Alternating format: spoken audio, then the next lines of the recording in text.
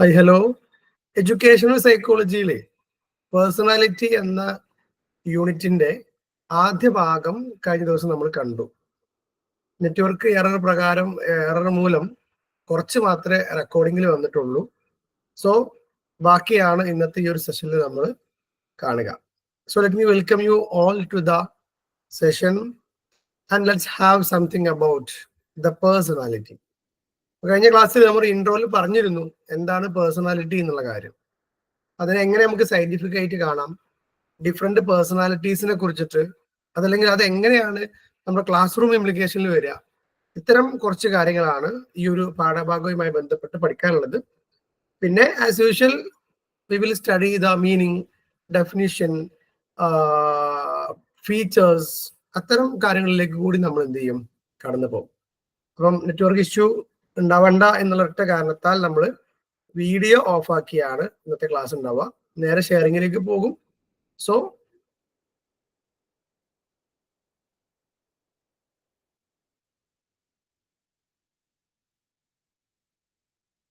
ഇപ്പം screen ready ആണോ? കാണുന്നുണ്ടോ? Personality unit 5. Okay. So we discussed what is the meaning of the term personality, and then രണ്ട് definitions ആണ് നമ്മൾ അവിടെ കണ്ടത്.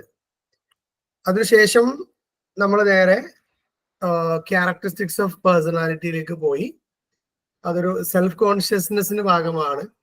അതുപോലെ തന്നെ സോഷ്യൽ ഇന്ററാക്ഷനിലൂടെയാണ് നമ്മൾ പേഴ്സണാലിറ്റി ഡെവലപ്പ് ചെയ്യുന്നത് എന്നൊക്കെയുള്ള കുറച്ച് കാര്യങ്ങൾ നമ്മൾ അവിടെ കണ്ടു. Then uses of knowledge of personality to teachers. അധ്യാപകർക്ക് പേഴ്സണാലിറ്റി എന്നുള്ള നോളജിനെ കുറിച്ചിട്ട്, ആ നോളജ് ഉണ്ടായാൽ അതിന്റെ യൂസസ് എന്താണ്. ഈ ഒരു സ്ലൈഡിലാണ് നമ്മുടെ വോയിസ് കട്ടായതെന്നാണ് പറഞ്ഞത്. കുറച്ചധികം നമ്മൾ മുന്നോട്ട് പോയിരുന്നു, പക്ഷെ ഇവിടെ മുതലാണ് റെക്കോർഡിങ്ങിൽ വന്നിട്ടുള്ളത്. So factors influencing personality development. പ്രധാനമായിട്ടും 3 ഫാക്ടേഴ്സ് ആണ് നമ്മുടെ മുന്നിലുള്ളത് അഫക്റ്റിംഗ് പേഴ്സണാലിറ്റി അല്ലെങ്കിൽ ഇൻഫ്ലുവൻസിങ് പേഴ്സണാലിറ്റി. അതിലൊന്ന് ബയോളജിക്കൽ ഫാക്ടേഴ്സ് ആണ്, second one sociological factors, and third one psychological factors. നമുക്ക് ജനറലി ചിന്തിച്ചാൽ തന്നെ മനസ്സിലാവും ബയോളജിക്കൽ ഫാക്ടേഴ്സും സോഷ്യോളജിക്കൽ ഫാക്ടേഴ്സും സൈക്കോളജിക്കൽ ഫാക്ടേഴ്സും നമുക്ക് വളരെ ഈസിലി അണ്ടർസ്റ്റാൻഡബിൾ ആണ്. എനിവേ നമ്മൾ എന്ത് ചെയ്യണം, അതിനെക്കുറിച്ച് ഒന്നുകൂടി ഡിസ്കസ് ചെയ്യണം. അപ്പം നമ്മൾ കഴിഞ്ഞ ക്ലാസ്സിൽ പിന്നെ നമ്മുടെ ബയോളജി പഠിച്ച ആളുകൾ അവർക്കുള്ള ടേംസും ബാക്കി കാര്യങ്ങളൊക്കെ അതിലുണ്ടായിരുന്നു. So biological factors physique, chemic and nervous system, ഇതിനെ കുറിച്ച് ഒന്നുകൂടി ഡീപ്പായിട്ട് നമുക്ക് വരുന്നുണ്ട്. സോഷ്യോളജിക്കൽ ഫാക്ടേഴ്സിൽ വരുമ്പോൾ നമ്മുടെ ഹോം, സ്കൂള്, ലാംഗ്വേജ്, കൾച്ചർ, ഇങ്ങനെയൊക്കെയുള്ള നമ്മുടെ സൊസൈറ്റിയുമായി ബന്ധപ്പെട്ട കാര്യങ്ങളാണ്. തേർഡ് സൈക്കോളജിക്കൽ ഫാക്ടേഴ്സ് വരുമ്പോൾ മനസ്സ്, മൈൻഡ്, നമ്മുടെ ചിന്തകള് അഥവാ intelligence, motivation, emotion, attitude, interest, sentiment, ഇങ്ങനെ കുറച്ച് കാര്യങ്ങളിലേക്കാണ് മൂന്നാമത്തെ സൈക്കോളജിക്കൽ ഫാക്ടേഴ്സിലൂടെ കടന്നു പോകുമ്പോൾ മനസ്സിലാവാം. സോ നമ്മുടെ പേഴ്സണാലിറ്റിയെ ബാധിക്കുന്ന 3 ഘടകങ്ങളെ കുറിച്ചിട്ടാണ് നമ്മൾ ഇതിൽ കാര്യമായിട്ട് നോക്കിക്കൊണ്ടിരിക്കുന്നത്. ഇതിലാദ്യം ബയോളജിക്കൽ ഫാക്ടേഴ്സ് ആണ്. നമ്മുടെ ശരീരം അതല്ലെങ്കിൽ നമ്മുടെ ബോഡി, അതും പേഴ്സണാലിറ്റിയും തമ്മിൽ ബന്ധമുണ്ടോ, അതല്ലെങ്കിൽ നമ്മുടെ ഒരു ഫിസിക്കൽ അപ്പിയറൻസ് അതും നമ്മുടെ സ്വഭാവവും അല്ലെങ്കിൽ നമ്മുടെ പേഴ്സണാലിറ്റിയും തമ്മിൽ ബന്ധമുണ്ടോ എന്നുള്ള ക്വസ്റ്റ്യനാണ് നമ്മൾ ആക്ച്വലി ഇതിന്റെ ഡിസ്കഷൻ സ്റ്റാർട്ട് ചെയ്തിട്ടുണ്ടായിരുന്നത്. അപ്പോൾ നമ്മുടെ ബുക്കിൽ പറയുന്ന പ്രകാരം height, physical appearance, physical strength, general health, physical deformity, abnormalities, ഇതെല്ലാം പേഴ്സണാലിറ്റിയെ എയ്തർ ഡയറക്റ്റ് ഓർ ഇൻഡയറക്റ്റ്, നേരിട്ടോ അല്ലാതെയോ ബാധിക്കും എന്നുള്ളതാണ്, അല്ലെങ്കിൽ ഇൻഫ്ലുവൻസ് ചെയ്യും എന്നുള്ളതാണ് ഇതിൽ പറയുന്നത്. ഓക്കെ. സോ നമ്മുടെ ഹൈറ്റ് അല്ലെങ്കിൽ നമ്മുടെ ഒരു എന്താ പറയാ വെയിറ്റ്, ഇതൊക്കെ നമ്മുടെ പേഴ്സണാലിറ്റിയെ ബാധിക്കുന്നു. ഇതുമായി ബന്ധപ്പെട്ട പോയിന്റ് നമ്മൾ കഴിഞ്ഞ ദിവസം പറഞ്ഞിരുന്നു. ഒരു ഫിസിക്കൽ ഡിഫോമിറ്റി ഉള്ള ഒരാള്, അല്ലെങ്കിൽ കൈയില്ല അല്ലെങ്കിൽ കാലില്ല അല്ലെങ്കിൽ ഹാൻഡിക്യാപ്ഡ് ഒരാള്, അയാളുടെ ഒരു പേഴ്സണാലിറ്റിയും അദ്ദേഹത്തിന്റെ ഒരു തോട്ട്സും ബിഹേവിയറും ഒരു നല്ല വെൽ ബിൽറ്റ് ആയിട്ടുള്ള ജെന്റിൽമാൻ അദ്ദേഹത്തിന്റെയും തമ്മിൽ ഡിഫറൻസസ് ഉണ്ടാവും. അവരെ കോൺഫിഡൻസിലും അല്ലെങ്കിൽ അവരുടെ ഒരു പോസിറ്റീവ് ആറ്റിറ്റ്യൂഡിലും ഒക്കെ ഡിഫറൻസസ് ഉണ്ടാവാം. അതുപോലെ തന്നെ short statured person or physically handicapped persons ഒക്കെ ആണെങ്കിൽ അവരിൽ ഏറ്റവും കൂടുതൽ ഉണ്ടാകുന്ന ഒരു ഫീലിംഗ് എന്ന് പറയുന്നത് ഇൻഫീരിയോറിറ്റി കോംപ്ലക്സ് ആയിരിക്കും. ഇൻഫീരിയോറിറ്റി ആയിരിക്കും. ഞാൻ ഏബിൾ അല്ല, ഞാൻ അത്തരം ഇതിനൊന്നും ഏബിൾ അല്ല, അല്ലെങ്കിൽ എനിക്ക് ഫിസിക്കലി ഒന്നും ചെയ്യാൻ കഴിയില്ല, അത്തരത്തിലുള്ള കുറെ ഒരു ഇൻഫീരിയോറിറ്റി കോംപ്ലക്സ് അവരിൽ ഉണ്ടാകും എന്നുള്ളതാണ്. അതുപോലെ തന്നെ അഗ്ലി പേഴ്സൺസ്, ക്രിപ്പിൾഡ് പേഴ്സൺസ്, ഇപ്പൊ ഇതുപോലെ ഈ പിന്നെ ശരീരത്തിനൊക്കെ പ്രശ്നങ്ങളുള്ള ആളുകള്, അല്ലെങ്കിൽ വിരൂപമുള്ള ആളുകള്, അവർക്കൊക്കെ പൊതുവെ അവർ ഇമോഷണലി അൺബാലൻസ്ഡ് ആയിരിക്കും, നെഗറ്റീവ് ഇമോഷൻസ് കൂടുതലായിരിക്കും, സെൽഫ് എസ്റ്റീം കുറവായിരിക്കും, അവര് സെൽഫ് ആക്ച്വലൈസേഷൻ എത്തുക എന്ന് പറയുന്ന സാധനം തന്നെ വളരെ റയർ ആയിരിക്കും. അപ്പൊ അവർ കോൺഫിഡൻസിന്റെ കുറവ് അവരുടെ മൊത്തം ബിഹേവിയറിലും ബാധിക്കും. ഇപ്പം നമ്മൾ തീരെ ഹൈറ്റ് ഇല്ലാത്ത ഒരാളെ സംബന്ധിച്ച് ഭയങ്കര ഹൈറ്റ് കുറവാണെങ്കിൽ ആ ആള് നമ്മുടെ ഒരുപാട് ജീവിത സാഹചര്യങ്ങളിൽ ഇപ്പൊ അടുത്ത് ലാസ്റ്റ് എന്താ ലിറ്റിൽ കപ്പിൾസോ അങ്ങനെ എന്തോ ഒരു സാധനം, ദാറ്റ് മീൻസ് ഒരു പുതിയ രണ്ടാളുകളെ കണ്ടിരുന്നോ? സോഷ്യൽ മീഡിയയിലൊക്കെ ഒരുപാടുണ്ടായിരുന്നു. കണ്ടിരുന്നു സർ. ആ അതെ അതെ. പെണ്ണിനെ പൊക്കി കൊണ്ടുവന്ന് കല്യാണ തലേന്നല്ല, 2 മാസം ബാക്കി ഉണ്ടായിരുന്നൊക്കെ കേട്ടത്. മറ്റേ സ്റ്റാർ മാജിക്കിലൊക്കെ അതെ അതെ അതെ. അഥവാ അവരുടെ അത് ഭയങ്കര ഒരു രസകരമായ ചാടി പോലാണ് അല്ലെ. അവളുടെ വീട്ടിൽ പോയി അവിടുന്ന് അമ്പലത്തിൽ പോകുന്നൊക്കെ പറഞ്ഞു പോന്നപ്പോ ഈ പെണ്ണിന്റെ പെരക്കാര് പൈസ ഒന്നും ആയിട്ടില്ല, അപ്പൊ കല്യാണം ഇനി നീട്ടിക്കണ്ടിരുന്നൊക്കെ പറഞ്ഞപ്പോ പിന്നെ ഓൻ എന്ത് ചെയ്ത് നമ്മൾ പോവാ എന്ന് പറഞ്ഞിട്ട് കൂട്ടിക്കൊണ്ടുവന്നേക്കാണ്. അപ്പൊ അവര് പറയണ്ടേ ഞങ്ങൾക്ക് സ്വന്തമായിട്ട് വണ്ടി ഓടിക്കാനോ അല്ലെങ്കിൽ യാത്ര ചെയ്യാനൊക്കെ ഒരുപാട് പരിമിതികളുണ്ട് എന്ന് പറയുന്നുണ്ട് അവര്. അതൊരു റിയാലിറ്റി ആണെങ്കിൽ പോലും അവരുടെ ഉള്ളിലുള്ളൊരു ഇൻഫീരിയോറിറ്റി അതിനുള്ളിൽ വർക്ക്ഔട്ട് ആവും. സോ അത് അവരുടെ പേഴ്സണാലിറ്റിയെ ബാധിക്കും. സോ ഇത്തരത്തിൽ നമുക്ക് എന്തെങ്കിലും കുറവുകൾ ഉണ്ടെങ്കിൽ കൂടുതൽ ചില ആളുകളുണ്ടല്ലോ നല്ല തടിയും നല്ല ബോഡി ബിൽഡപ്പ് ഒക്കെ ഉണ്ട്, അവർക്കൊരു ഓവർ കോൺഫിഡൻസും അല്ലെങ്കിൽ ഒക്കെ ഞാൻ ശരീരം കൊണ്ട് നേരിടും എന്നൊക്കെയുള്ള ഒരു മനോഭാവമൊക്കെ അവർക്ക് ഉണ്ടാവാറുണ്ട്. സോ ഫിസിക്കൽ അപ്പിയറൻസ് അല്ലെങ്കിൽ ഫിസിക് എന്ന് പറയുന്നത് പേഴ്സണാലിറ്റിയെ ബാധിക്കും എന്നുള്ളതാണ് പോയിന്റ്. 2 കെമിക്കാണ്. ഇവിടെയായിരുന്നു ഫാത്തിമന്റെ ആവശ്യം നമുക്ക് നല്ലോണം ഉണ്ടായത്. പക്ഷെ നമ്മൾ കഴിഞ്ഞ ദിവസം ആരും ഒരാൾ ഹെൽപ്പ് ചെയ്തല്ലോ. ആരെയും ഓർക്കണ്ടാ? ഇങ്ങനെ ഈ ബയോളജി പഠിച്ച ഒരാളുണ്ടായിരുന്നല്ലോ, ഒരു ഊഞ്ഞാലാടുന്ന പ്രൊഫൈലുള്ള ഊഞ്ഞാലാടുന്ന ആളായിരുന്നു. ഓക്കെ, അപ്പൊ ഫാത്തിമ കേൾക്കണ്ടോ? ഇവിടെ നമുക്ക് ഗ്ലാൻഡുകളും അതുപോലെ തന്നെ പാരാതൈറോയിഡ് ഗ്ലാൻഡ് ഇങ്ങനെയുള്ള ഈ ഗ്ലാൻഡുകളുടെ പ്രവർത്തനവും പേഴ്സണാലിറ്റി തമ്മിൽ നിങ്ങൾ കണക്കി തരണം. ഞങ്ങളൊന്നും ഈ ഫീൽഡിലുള്ള ആളുകളല്ല. എന്താണ് ഇതിന്റെ പ്രവർത്തനം? ഫാത്തിമ മുങ്ങിയ? ഇല്ല, ഞാനിങ്ങനെ റീകലക്ട് ചെയ്യുന്നതായിരിക്കില്ല.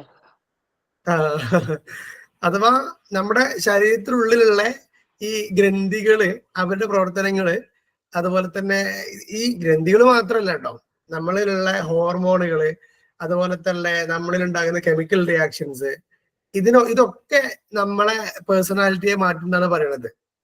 അപ്പൊ ഇതിൽ പ്രത്യേകം പറയുന്നത് അതായത് ഗ്ലാൻഡ് ഉണ്ട്, എൻഡോക്രൈൻ ഗ്ലാൻഡ് ഉണ്ട്, എക്സോക്രൈൻ ഗ്ലാൻഡ് ഉണ്ട്. നമ്മൾ എന്തെങ്കിലും ഇമ്പൾസ് ആക്കുമ്പോൾ ഗ്ലാൻഡിന് അത് സിംറ്റംസ് കിട്ടും. അപ്പോൾ അത് എന്തൊക്കെ ഹോർമോൺ പ്രൊഡ്യൂസ് ചെയ്യും. ഈ ഹോർമോണ് ഒരു കെമിക്കൽ റിയാക്ഷൻ അവിടെ ഉണ്ടാവും. അപ്പോൾ നമ്മൾ ഏതാണ് സ്വഭാവം വെച്ചാല് അതിനനുസരിച്ചിട്ടുള്ള സാധനം വരും. ഇപ്പൊ ഇമോഷണൽ ആണെങ്കിൽ, ഇപ്പോ പീരീഡ്സ് ആണെങ്കിലും പ്രഗ്നന്റ് ലേഡീസിനെ നമുക്ക് കറക്റ്റ് കാണാൻ പറ്റും. ഓരോ ഇമോഷൻസ് നമുക്ക് ഒരിക്കലും പ്രെഡിക്റ്റ് ചെയ്യാൻ പറ്റില്ല. അതെ അതെ. അതുപോലെ thyroxine controls rate of growth എന്നുള്ളൊരു പോയിന്റ് ഉണ്ട്. അതിനെ കുറിച്ച് എന്താ പറയാ? തൈറോക്സിന് ക്വസ്റ്റ്യൻ കിട്ടില്ല. Thyroxine controls rate of growth. നമ്മൾ തൈറോയിഡ് മറ്റേ ക്രിറ്റിനിസം അതൊക്കെ കണ്ടില്ലേ? ഇപ്പൊ ചെറിയ കുട്ടികളാണെങ്കിൽ മറ്റേ ബോഡി മാസ് ഇൻഡെക്സ് നോക്കിയിട്ട് BMI റേറ്റ് നോക്കിയിട്ട് അവർക്ക് തൈറോയിഡ് ഉണ്ടോ മറ്റേതുണ്ടോ എന്ന് ചോദിക്കാറില്ലേ? അതായത് തൈറോയിഡ് ഗ്ലാൻഡ് ആണ് തൈറോക്സിൻ എന്ന് പറയുന്ന ഹോർമോൺ പ്രൊഡ്യൂസ് ചെയ്യുന്നത്. അത് ഗ്രോത്ത് ഹോർമോൺ എന്നാ പറയാ. Growth hormone, yes. അപ്പം അതൊക്കെ എന്ത് ചെയ്യും? പേഴ്സണാലിറ്റിയെ ബാധിക്കുന്നതാണ് പറയണത്. അതുപോലെ തന്നെ ഈ ഗ്ലാൻഡിന്റെ അണ്ടർ ആക്റ്റീവ് ഇൻഡിവിജ്വൽ ആളുകൾ കുറച്ചുകൂടി ഡെസ്പോണ്ടന്റ് ആകും, എന്നൊക്കെ പറയുന്നുണ്ട്. അതുപോലെ തന്നെ ഓവർ ആക്റ്റീവ് ആണെങ്കിൽ ആള് റെസ്റ്റ്ലെസ് ആവും, ഇറിറ്റബിൾ ആവും, അൺസ്റ്റേബിൾ ആവും പറയുന്നുണ്ട്. അതിനെ കുറിച്ച് കൂടുതൽ തിയറി ഇതിൽ അറിയാം? ഇപ്പൊ ഒന്നും ഓർമ്മയാവുന്നില്ല പെട്ടെന്ന്. ഓക്കെ, അല്ല അതൊന്നുമില്ല. ഗ്ലാൻഡിന്റെ പ്രവർത്തനങ്ങൾ അതിന്റെ വേരിയേഷൻസ് നമ്മളിൽ ഇമോഷൻസ് വേരിയേഷൻസ് ഉണ്ടാക്കും, പേഴ്സണാലിറ്റി വേരിയേഷൻ ഉണ്ടാകും. അത്രയാണ് അതിൽ പഠിക്കാനുള്ളത്. ഇതിനെ കുറിച്ച് ഡീപ്പായി പഠിക്കാനില്ല. അതുകൊണ്ടാണ് ഞാൻ കഴിഞ്ഞ ക്ലാസ്സിൽ മുന്നിൽ തന്നെ വെറുതെ ഡിസ്കസ് ചെയ്ത് പോയിട്ടേ ഉള്ളൂ. അതേപോലെ parathyroid gland produces calcium salt. When the gland is underactive, the individual become excessively high at activity level. അപ്പൊ ഈ പാരാതൈറോയ്ഡ് ഗ്ലാൻഡ് കുറവാണെങ്കിൽ ഇൻഡിവിജ്വൽസ് എന്ത് ചെയ്യുന്ന പറയുന്നത് ഹൈ ആക്ടിവിറ്റി ആകും. അല്ലെങ്കിൽ എന്താ പറയാ, ഹൈ ആക്ടിവിറ്റി നമ്മൾ എന്ത് സൈക്കോളജിക്കൽ ടേം എന്താ പറയാ, ഭയങ്കര ആക്റ്റീവ് ആണെങ്കിൽ എന്താ പറയാ, ഹൈപ്പർ ആക്റ്റീവ്. ഗുഡ്.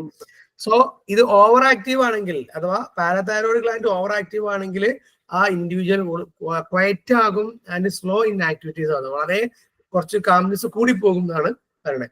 ഇതൊക്കെ പേഴ്സണാലിറ്റിയുള്ള മാറ്റങ്ങളാണ്. ഒരാൾ ഭയങ്കര ആക്റ്റീവ് പറയാ. നിങ്ങൾ സൈക്കോളജിയിൽ മാത്രമൊന്നുമല്ല, ഞങ്ങൾ ജോളജിയിൽ ഇങ്ങനെ തന്നെ പറയല്. എന്താ ഇപ്പൊ തന്നെ പറയാം അല്ലേ? ഓക്കെ. ദെൻ പിറ്റ്യൂട്ടറി ഗ്ലാൻഡോ? Pituitary gland, sex gland, adrenaline gland, കുറെ ഗ്ലാൻഡ് ഉണ്ട്. പിറ്റ്യൂട്ടറി അഡ്രിനോകോർട്ടിക്കൽ ട്രോപ്പിക് ഹോർമോൺ എന്ന് പറഞ്ഞിട്ട് കുറെ ട്രോപ്പിക് ഹോർമോൺ ഉണ്ട്. മറ്റേ ഗ്ലാൻഡിന് ഇങ്ങനെ ഇൻഡ്യൂസ് ചെയ്യുന്ന സാധനം.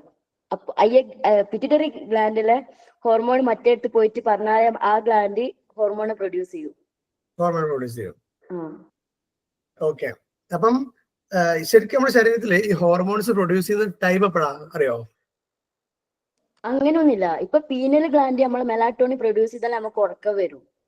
പൊതുവെ നമ്മൾ ഈ എനർജി സംബന്ധമായിട്ടുള്ള ഗ്ലാൻഡുകളുണ്ടല്ലോ, റീപ്രൊഡക്ഷൻ ഇതുമായി ബന്ധപ്പെട്ട മോർണിംഗിലാണ് ഏറ്റവും കൂടുതൽ പ്രൊഡ്യൂസ് ചെയ്യപ്പെടാന്നൊക്കെ കേട്ടിട്ടുണ്ട്. എനിവേ നമ്മൾ മുന്നോട്ട് പോകണം കേട്ടോ. അപ്പൊ physique and chemic. Third one nervous system ആണ്. ബയോളജിക്കൽ ഫാക്ടേഴ്സിൽ 3 എണ്ണം. The efficiency of the sensory organ depends upon the nervous system. നമ്മുടെ നെർവ്സ് അല്ലെങ്കിൽ നെർവസ് സിസ്റ്റം, അതിലെ സെൻസറി ഓർഗൻസ്, അതൊക്കെ എന്ത് ചെയ്യും, നമ്മളെ എന്താ പറയാ പേഴ്സണാലിറ്റിയെ ബാധിക്കുന്നതാണ്. Sensory organs are the gate ways of knowledge. കാരണം കുറെ നല്ല സെൻസറി എക്സ്പീരിയൻസ് ഉണ്ടെങ്കിൽ, നല്ല സെൻസറി വർക്കിംഗ് ഓർഗൻസ് വർക്ക് ചെയ്യുകയാണെങ്കിൽ ഉള്ള നമ്മുടെ എക്സ്പീരിയൻസസ് കുറച്ചുകൂടി അപ്ഡേറ്റഡ് ആയിരിക്കും, കുറച്ചുകൂടി ഡിഫറെന്റ് ആയിരിക്കും. അപ്പൊ നമുക്ക് ഒരുപാട് നോളജുകൾ ഉണ്ടാവും എന്ന് പറയുന്നത്. നോളജുകൾ കൂടുതലനുസരിച്ച് നമ്മൾ പേഴ്സണാലിറ്റി മാറും എന്നൊക്കെയാണ് ഇതിന്റെ ഒരു തിയറിന്റെ base. So nervous system controls intellectual efficiency, physical power, patience, the quickness of adjustment etcetera. പിന്നെ നെർവസ് സിസ്റ്റം നമ്മുടെ ശരീരത്തിലെ ഇന്റലക്ച്വൽ എഫിഷ്യൻസിനെ, നമ്മുടെ ബുദ്ധിയെ ബാധിക്കുന്നു, ഫിസിക്കൽ പവറിനെ ബാധിക്കുന്നു, നമ്മുടെ പേഷ്യൻസിനെ ബാധിക്കുന്നു, ക്വിക്നെസ്സിനെ ബാധിക്കുന്നു, ആക്ടിവിനെസിനെ ബാധിക്കുന്നു എന്നാണ് ബയോളജിക്കൽ ഫാക്ടേഴ്സിൽ പറയുന്നത്. അപ്പം ഒരാൾക്ക് നല്ല പേഴ്സണാലിറ്റി ഉണ്ടാവണമെങ്കിലേ ആളുടെ ബുദ്ധി മാത്രം പ്രവർത്തിച്ചാൽ പോരാന്ന് പറയുന്നത് അല്ലെ. അയാൾക്ക് നല്ല ശരീരം ഉണ്ടാവണം, അഥവാ ഫിസിക്കലി നല്ല സൗണ്ട് ആകണം, മെന്റലി സൗണ്ട് ആകണം, അതുപോലെ തന്നെ ബയോളജിക്കലി ഇതെല്ലാം സൗണ്ട് ആകണം എന്നുള്ളതാണ്. സൗണ്ട് മീൻസ് ഗുഡ് എന്നൊക്കെയുള്ള മീനിങ്ങിൽ. ദെൻ സോഷ്യൽ ഫാക്ടേഴ്സ് ആണ്. അതില് ഹോം, സ്കൂള്, കൾച്ചർ. അതിലൊന്ന് വീട്ടിലെ നമുക്കറിയാം, വീട്ടിലെ ഹോം അറ്റ്മോസ്ഫിയർ എന്ന് പറയുന്നത് പാരന്റ്സ് ആണ് മെയിൻ. പാരന്റൽ ആറ്റിറ്റ്യൂഡ് പേഴ്സണാലിറ്റിയെ ബാധിക്കും. ഓവർ അംബീഷ്യസ് ആയ പാരന്റ്സ് കുട്ടികളെ വല്ലാണ്ട് ഇൻഫ്ലുവൻസ് ചെയ്യും. അതൊക്കെ നമ്മൾ കഴിഞ്ഞ ക്ലാസ്സിൽ ഡിസ്കസ് ചെയ്തിരുന്നു. അത് നമ്മൾ റെക്കോർഡ് ക്ലാസ്സിൽ പിന്നെ മിസ്സായി പോയതാണ്. ഓവർ അംബീഷ്യസ് ആയ പാരന്റ്സ് കുറച്ചുകൂടി സ്ട്രിക്റ്റ് ആയിരിക്കും. കുട്ടികൾ ഓവർ റൂൾ ചെയ്യുന്ന ഒരു സിറ്റുവേഷനിലേക്ക് പോകും. അവർക്ക് നമുക്കറിയാം ഓരോ പ്രായത്തിലും അതിൻ്റെതായ ചില കുസൃതികളും തെറ്റുകളും സംഭവിക്കും. അപ്പൊ അതിനൊന്നും തീരെ സപ്പോർട്ട് ചെയ്യാത്ത, അല്ലെങ്കിൽ ചെറിയ തെറ്റുകളെ വലിയ തെറ്റുകളായി കാണുന്ന ഒരു പ്രവണത ഈ ഓവർ അംബീഷ്യസ് പാരന്റ്സിനൊക്കെ ഉണ്ടാകും എന്നുള്ളതാണ് അതിൻ്റെ ഒരു പ്രത്യേകത. ഇനി മറ്റൊന്ന് സ്റ്റെപ്പ് പാരന്റ്സ് ആണ്. ഈ സ്റ്റെപ്പ് പാരന്റ്സിന്റെ അണ്ടറിൽ വളരുന്ന കുട്ടികളുടെ ഒരു പ്രശ്നം എന്താണ്? അവരുടെ പേഴ്സണാലിറ്റിയിൽ എന്ത് മാറ്റമായിരിക്കും ഉണ്ടാവുക? ഒരു കൂടുതലും ഒതുങ്ങിക്കൂടിയ ഒരു ടൈപ്പ്. ഇൻട്രോവേർട്ടഡ് ആവാം. അതുപോലെ തന്നെ ഈ സോഷ്യൽ ഫോബിയ പോലെയുള്ള പൊതുജനങ്ങളിൽ പോകാനും അത്തരത്തിലുള്ള ഒരു സംഭവം ഉണ്ടാവാം. ഇൻഫീരിയോറിറ്റി കോംപ്ലക്സുകൾ കൂടുതലായിരിക്കും ഈ സ്റ്റെപ്പ് പാരന്റ്സ്. അവർക്ക് വേണ്ട കെയർ വേണ്ട പോലെ കിട്ടിയിട്ടുണ്ടാവില്ല. അവർക്ക് എന്താണെങ്കിലും ചോദിക്കണമെങ്കിൽ ഒരു പ്രാവശ്യം കൂടി ചിന്തിക്കും, ഇതിപ്പോ പറയണോ, ഇതിപ്പോ ഷെയർ ചെയ്യണോ എന്നൊന്നും കൂടി ചിന്തിക്കും അവരെ. കാരണം ആ ഒരു എല്ലായിടത്തും ഒരു ഫിയർ അല്ലെങ്കിൽ ഒരു ഫോബിയ ആയിട്ടുള്ള ഒരു ആളുകളായിരിക്കും അവര് പൊതുവെ. പിന്നെ അവരുടെ സെൽഫ് എസ്റ്റീം ഒക്കെ കുറവായിരിക്കും. ഞാൻ ഇങ്ങനെയൊക്കെ ജീവിച്ചു പോകേണ്ട ഒരാളാണ് എന്ന്, അത്രയ്ക്ക് എനിക്ക് ഇത്രയൊക്കെ പറ്റുള്ളൂ, എനിക്ക് ഇത്രയൊക്കെ കിട്ടുള്ളൂ എന്നൊക്കെയുള്ള ഒരു പിന്നെ മെന്റൽ സ്റ്റേറ്റിലേക്ക് അവർ മാറാൻ സാധ്യതയുണ്ട്. പിന്നെ number of children in the family, കുറെ കുട്ടികളുള്ള ഒരു കുടുംബം, വളരെ ഒരു കുട്ടി അല്ലെങ്കിൽ 2 കുട്ടി സിംഗിൾ ചൈൽഡൊക്കെ ആണെങ്കിൽ അവരിലും പേഴ്സണാലിറ്റിയിൽ നല്ല ഡിഫറൻസസ് ഉണ്ടാകും എന്നാണ് പറയുന്നത്. ഈ ക്ലാസ് കേൾക്കുന്ന ആളുകളിൽ എത്രയാണ് ഏറ്റവും മാക്സിമം നമ്പർ ഓഫ് ചിൽഡ്രൻ? 4. എന്നെ തോൽപ്പിക്കാൻ പറ്റുമോ നോക്കാനാണ്. എന്നെ ഉമ്മാനെ ഞാൻ എന്തോന്ന് സർ. ഓക്കെ, പാരന്റ്സിനെ. യെസ്, 4. വേറെ? അപ്പൊ നമുക്ക് നല്ല അഡ്ജസ്റ്റ്മെന്റ് പഠിക്കും നമ്മള്. അതല്ല, 4-ൽ കൂടുതൽ ആരെങ്കിലുണ്ടോ? ഉമ്മക്ക് കപ്പ് കൊടുക്കണോ? അറിയില്ല. അതില് കമന്റ് ആരും പറയൂ, നിങ്ങൾ എത്ര കുട്ടികളെ പറയും? ഇല്ല സർ, 4 കുറവ്, 3. 3. 4 കൂടുതൽ ആരുമില്ല? 4. Can you guess my number? സാറിന്റെ സിബ്ലിങ്സ് എത്രയുണ്ട്? 6. 6 അല്ല. 7. No. 9. കൂട്ടണോ കുറയ്ക്കണോ? No. 12. 10.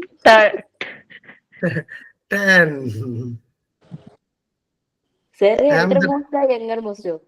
younger, the youngest, 10th person. That is why I like the number 10. 10-ന് ഒരുപാട് പ്രത്യേകതകളുണ്ട്. എനിക്കുണ്ട് സാറേ. എന്താ? മെസ്സിയോ? അല്ല, 10 മെസ്സിന്റെ നമ്പറാണ്, സച്ചിന്റെ നമ്പറാണ്, ഇങ്ങനെ പല എല്ലാ നല്ല കളിക്കാരും 10ആണ്. എന്താ വാക്കിനെന്ന് പറഞ്ഞേ? എന്തുണ്ടെന്ന് പറഞ്ഞേ?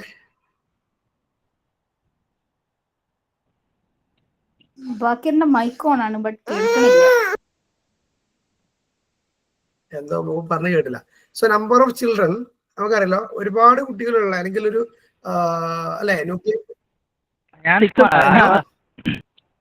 6. ഓക്കെ ഓക്കെ, അതായത് തോൽപ്പിച്ചില്ല.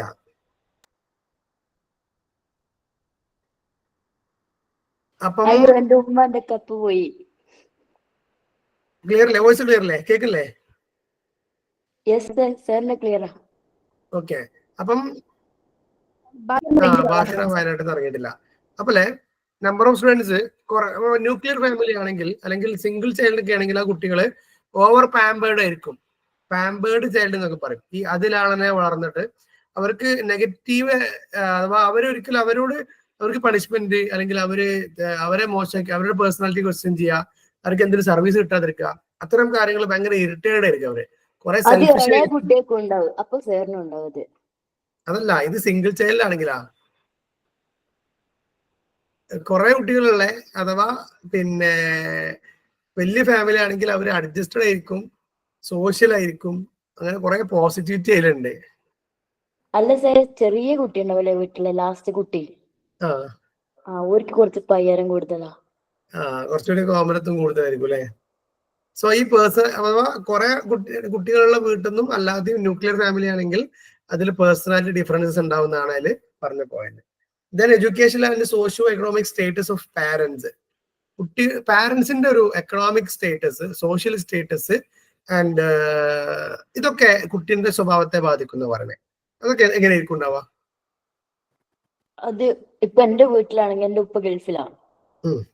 അപ്പൊ അതായത് നമ്മൾ ഒരു സാധനമൊക്കെ വാങ്ങിക്കുമ്പോ ഒക്കെ നമ്മളിങ്ങനെ ഇപ്പൊ വലുതായപ്പോ ഇങ്ങനെ ആലോചിക്കും, ഓ ഇത്ര പൈസ, ഇത്ര ഇത് ഇവിടുന്ന് ആ പൈസ UAE ദിർഹം കൺവേർട്ട് ചെയ്യുമ്പോ ഇത്ര, അങ്ങനെ നമ്മൾ ആലോചിക്കും.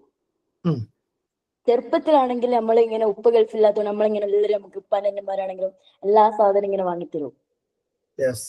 അപ്പൊ ഇങ്ങനെ ഉപ്പ ഉമ്മയാണെങ്കിലും ഉപ്പ ഗൾഫിലല്ലേ, ഞാനല്ലേ ഒക്കെ വാങ്ങിക്കൊടുക്കാനുള്ളൂ എന്ന രൂപത്തിൽ ഫുൾ പാമ്പർ ആയിക്കും. നമ്മള് ഇതില് എന്തേലും അല്ല ഫാത്തിമ പറഞ്ഞ വളരെ കറക്റ്റ്. എന്റെ അച്ഛൻ എബ്രോഡ് ആയിരുന്നു. അപ്പൊ അച്ഛൻ നാട്ടിലെത്തുമ്പം എനിക്കൊരു പേഴ്സണാലിറ്റിയും അച്ഛൻ വിടുന്ന് പോകുന്ന സമയത്ത് എനിക്ക് വേറൊരു പേഴ്സണാലിറ്റി ആയിരുന്നു ഉണ്ടാവാറ്. നിർബന്ധിത പേഴ്സണാലിറ്റീസ്. ഓക്കെ, ഇത് മനസ്സിലാക്കാനേ നമ്മളിപ്പോ ജസ്റ്റ് ഒരു മന്ത്രിന്റെ മകനും ഒരു സാധാരണ കൂലിപ്പണിക്കാരന്റെ മകനെയും നമ്മളിങ്ങനെ ജസ്റ്റ് ഒന്ന് മനസ്സിൽ രണ്ടുപേരുടെ സ്വഭാവം എങ്ങനെയായിരിക്കും എന്നൊക്കെ ജസ്റ്റ് ചിന്തിച്ചോക്കണേ അല്ലെ. മന്ത്രിയുടെ മകൻ കുറച്ചുകൂടി ആക്റ്റീവ് ആയിരിക്കും, കുറച്ചുകൂടി അപ്ഡേറ്റഡ് ആയിരിക്കും, കുറച്ച് അഹങ്കാരി ആയിരിക്കും, കുറച്ച് അങ്ങനെയൊക്കെ നമ്മൾക്ക് ഒരു ധാരണ വരാം. ഇപ്പുറത്ത് കുറച്ചുകൂടി പാവമായിരിക്കും, അത്ര ഒരു എന്താ പറയാ ഒരു ദൂർത്തൊന്നും കാണിക്കാൻ സാധ്യതയില്ല എന്നൊക്കെ രൂപത്തിൽ ഇപ്പുറത്തും നമുക്ക് എന്ത് ചെയ്യും ഒരു ഫീല് വരും. സോ ആ ഒരു ഡിഫറൻസ് തന്നെയാണ് ആക്ച്വലി സോഷ്യോ എക്കണോമിക് സ്റ്റാറ്റസിലുള്ള ഒരു ഡിഫറൻസ്. സ്കൂളിലെ ടീച്ചേഴ്സിന്റെ മക്കളാകുമ്പോ ചെറുപ്പത്തിലൊക്കെ എന്റെ ഉമ്മ ഇവിടെ ഉണ്ട്, എന്നോട് കൂട്ടുകാർ കളിച്ചാൽ ഞാൻ എന്റെ ഉമ്മനോട് പറയും, എന്റെ സ്റ്റാഫ് റൂമിന്റെ സ്റ്റെപ്പ് വരെ പോകും. നമ്മള് പാവങ്ങൾ പിന്നെ ഒന്നും കളിക്കൂല. ഇപ്പൊ ഈ ഒരു വിഷയത്തിൽ ഞാനിപ്പോ ഇന്നൊരു പാരന്റുമായിട്ട് കുറെ സംസാരിച്ചിട്ടുള്ളൂ. ആ കുട്ടി പറഞ്ഞൊരു പോയിന്റ് തരും, നിങ്ങളെ സ്റ്റാറ്റസ് ആണ് എന്റെ ഏറ്റവും വലിയ പ്രശ്നം എന്താ പറഞ്ഞത്. അഥവാ അവന്റെ മദർ ടീച്ചറാ, അപ്പൊ നിങ്ങൾ ടീച്ചറാണെന്നുള്ളതാണ് എന്റെ പ്രശ്നം. കാരണം എല്ലാവരും എന്നെ ഞാൻ എന്ത് അനങ്ങിയാലും ഈ ടീച്ചർ മോനല്ലേ എന്ന് പറയാണെന്ന് പറഞ്ഞിട്ട് ഒരു പരാതി പറഞ്ഞിരുന്നു. ആൻഡ് പിന്നെ മറ്റു വീട്ടിലെ മറ്റു ഫാക്ടേഴ്സ് പറയണത് ഒന്ന് ബ്രസ്റ്റ് ഫീഡിങ് വേഴ്സസ് ബോട്ടിൽ ഫീഡിങ് ആണ്. കുട്ടികൾക്ക് ഇതൊക്കെ നമ്മൾ കഴിഞ്ഞ ദിവസം ജസ്റ്റ് ഡിസ്കസ് ചെയ്ത് പോയതാ. അഥവാ ബ്രസ്റ്റ് ഫീഡിങ് ആകുമ്പോൾ കുറച്ചുകൂടി ആ ഒരു ഇമോഷൻസും ഒരു സേഫ്റ്റി ഫീലിംഗും ആ ഒരു അറ്റാച്ച്മെന്റും ഉള്ള കുറച്ചുകൂടി ഒരു സ്നേഹം പ്രകടിപ്പിക്കുന്ന കുട്ടികളായിരിക്കും എന്നാണ് പറയേണ്ടത്. And early and late weaning. ഈ സംഭവത്തിന് മീനിങ് നമ്മൾ കഴിഞ്ഞ ക്ലാസ്സിൽ നോക്കിയിരുന്നില്ലേ? സാർ അത് ഞാൻ നോക്കി. അത് നമ്മൾ ബ്രസ്റ്റ് ഫീഡിങ് നിർത്തൂലേ, സ്റ്റോപ്പ് ചെയ്യില്ല, അതാണ് സംഭവം. ഓക്കെ ഓക്കെ ഓക്കെ, ഞാൻ പിന്നെ നോക്കാൻ പറഞ്ഞത്. അപ്പം എന്താ പറയാ, നേരത്തെ ശരിക്കും ഒരു കുട്ടിക്ക് പാല് കിട്ടേണ്ട പ്രായം എത്ര വയസ്സാ? എത്ര ഇതുവരെ? 2 ഇയർ അല്ലേ? 2 വയസ്സ് വരെ നിർബന്ധമായി കിട്ടണം എന്നാണ് പറയാ. അതിനു മുമ്പ് നിർത്തരുത് എന്നാണ് ഉള്ള നിർദ്ദേശം. പക്ഷെ ചില സാഹചര്യത്തിൽ നിന്ന് പോകുന്നതുണ്ടാവാം. പക്ഷെ 2 വയസ്സാണ്. 2 വയസ്സ് 2.5 വയസ്സ് വരെയൊക്കെ കൊടുക്കുന്ന ആളുകളുണ്ട്. പിന്നെ അതും പേഴ്സണാലിറ്റിയെ ബാധിക്കും എന്നാണ് പറയണത്. അത് ശരിക്കും അവരുടെ ഹെൽത്തിനെയൊക്കെ ബാധിക്കും കേട്ടോ. ഇമ്മ്യൂണിറ്റിയെ ബാധിക്കുന്നുണ്ട്, അവരുടെ ബുദ്ധിന്റെ വളർച്ച, അങ്ങനെയുള്ള എല്ലാ സംഭവങ്ങൾക്കും ആ ഒരു മദേഴ്സിന്റെ ആ ഒരു ബ്രസ്റ്റ് ഫീഡിംഗ് കുട്ടികൾ കിട്ടുന്നത്. സോ അത് അവരുടെ ഒരു അവകാശമാണ്. അപ്പൊ അതുകൊണ്ട് അത് കൊടുത്തേ പറ്റൂ എന്നുള്ളതാണ് അതിന്റെ ഒരു റൂള്. ഓക്കെ, പിന്നെ ബാക്കിയൊക്കെ സാഹചര്യത്തിനനുസരിച്ച് ചെയ്യാം. And severe and permissive toilet training. ഈ ടോയ്ലറ്റ് ട്രെയിനിങ്ങിനൊക്കെ ഇതിൽ പറയുന്നുണ്ട്, പേഴ്സണാലിറ്റി അടുത്തൊരു സ്റ്റെപ്പിൽ പറയുന്നുണ്ട്. കാരണം അവർക്കൊരു 2 വയസ്സ് 1 വയസ്സിന് ശേഷമൊക്കെ ഉള്ള ഒരു ടോയ്ലറ്റ് ട്രെയിനിങ് എന്നുള്ളത് അവരുടെ ലൈഫിൽ പങ്ക്ച്വാലിറ്റി ഉണ്ടാക്കാനും അവർക്ക് പിന്നെ കുറച്ചുകൂടി സീരിയസ്നെസ് ഉണ്ടാക്കാനൊക്കെ അവരെ ഹെൽപ്പ് ചെയ്യും. അതുപോലെ അതോറിറ്റേറിയൻ ആൻഡ് ഓട്ടോക്രാറ്റിക് പാരന്റിങ് ഒരു 5-6 ടൈപ്പ് ഉണ്ട്. കഴിഞ്ഞ ക്ലാസ്സിൽ സൂചിപ്പിച്ചിരുന്നു. അതോറിറ്റേറിയൻ ഉണ്ട്, അതോറിറ്റേറ്റീവ് ഉണ്ട്, പെർമിസീവ് ഉണ്ട്, പിന്നെ ഹെലികോപ്റ്റർ പാരന്റിങ് എന്ന് പറഞ്ഞിട്ടുണ്ട്. ഇങ്ങനെ പിന്നെ കുറെ തരം പാരന്റിങ് ഉണ്ട്.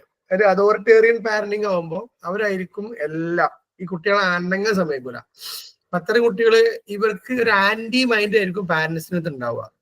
എന്ത് വന്നാലും പാരന്റ്സിനെ ഒപ്പോസ് ചെയ്യണം എന്നുള്ളൊരു മൈൻഡാണ് വരിക. പേടിച്ചിട്ടായിരിക്കും അവർ എന്ത് ചെയ്യണ്ടാവുക, പാരന്റ്സിനെ അനുസരിക്കുന്നുണ്ടാവുക. അതൊരിക്കലും ഒരു ആക്ച്വൽ ലവ് അല്ല. അപ്പം ആ ഒരു ഓവർ സ്ട്രിക്ട്നെസ് അല്ലെങ്കിൽ അതോറിറ്റേറിയൻ എന്നുള്ളത് എന്താണ്, ഒരു കുട്ടിയെ നശിപ്പിക്കലാണെന്നാണ് നമ്മൾ പറയാറുള്ളത്. ഡെമോക്രാറ്റിക് ആവണം എന്നതിന് പറയാം. ഓവർ ഡെമോക്രാറ്റിക് ആവേണ്ട ആവശ്യമില്ല, പക്ഷെ ഡെമോക്രാറ്റിക് ആവണം പാരന്റ്സ്. അപ്പൊ കുട്ടികളും ഡെമോക്രാറ്റിക് ആവും, അവർക്കും മറ്റുള്ളവരിൽ വിശ്വാസം ഉണ്ടാവും. ഈ അതോറിറ്റേറിയൻ ആണെങ്കിൽ ഇവർക്ക് മറ്റുള്ളവരുടെ എപ്പോഴും ഒരു സംശയത്തിന്റെ നില അവർ കാണുക. കാരണം അവരെ അങ്ങനെയാണ് അവരുടെ പാരന്റ്സ് കണ്ടിട്ടുള്ളത്. റൈറ്റ്. പിന്നെ സ്കൂളാണ്. സ്കൂളിൽ പേഴ്സണാലിറ്റി ഓഫ് ദ ടീച്ചർ അല്ലെ, ടീച്ചറുടെ പേഴ്സണാലിറ്റി വലിയ ഘടകമാണ്. കാരണം ടീച്ചേഴ്സ് ക്യാൻ ഇൻഫ്ലുവൻസ് സ്റ്റുഡൻസ്. അവരെ ഇൻഫ്ലുവൻസ് ചെയ്യാൻ ഏറ്റവും കൂടുതൽ കഴിയുന്നവരാണ് ടീച്ചേഴ്സ്. തുടക്കത്തിലൊക്കെ ടീച്ചേഴ്സിനെ നമ്മൾ എന്ത് വെച്ചാൽ കുട്ടികൾ ഇമിറ്റേറ്റ് ചെയ്യും. ഈ primary തലത്തിലൊക്കെ the students will imitate the teacher, so they will imitate the the personality of the teachers too. Then opportunities available for various curricular and co-curricular activities. അല്ലെ, സ്കൂളിൽ സ്പോർട്സ് ആകുമ്പോൾ ലീവ് എടുക്കുന്ന കുറെ ആൾക്കാരുണ്ടായിരുന്നു ഞങ്ങളുടെ കാലത്തൊക്കെ. പിന്നെ അങ്ങനെ ഒന്നും. അതുപോലെ തന്നെ ഓഗസ്റ്റ് 15 അല്ലെങ്കിൽ റിപ്പബ്ലിക്, ഇങ്ങനെയുള്ള എല്ലാ ആഘോഷങ്ങളും അല്ലെങ്കിൽ ആർട്സ് സ്പോർട്സ് ഇതൊക്കെ ലീവ് എടുക്കാനുള്ളതാണ്, അതുകൊണ്ടൊന്നും പ്രത്യേകിച്ച് നമുക്കുള്ളതല്ല എന്ന് ചിന്തിച്ചിരുന്ന ഒരു കാലഘട്ടം ഉണ്ടായിരുന്നു. ഇതൊക്കെ വെറുതെ നടത്തുകയാണെന്ന് ചിന്തിച്ചിരുന്ന അധ്യാപകരും ഒരു കാലത്തുണ്ടായിരുന്നു.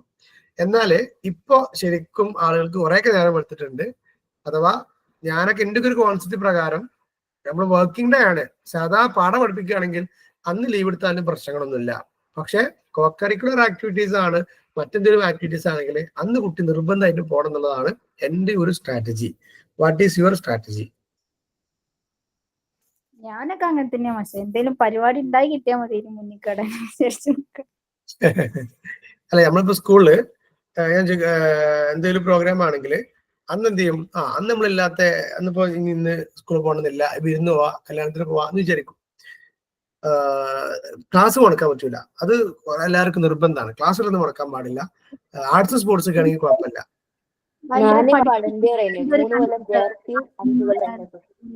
എന്താ കേട്ടില്ല?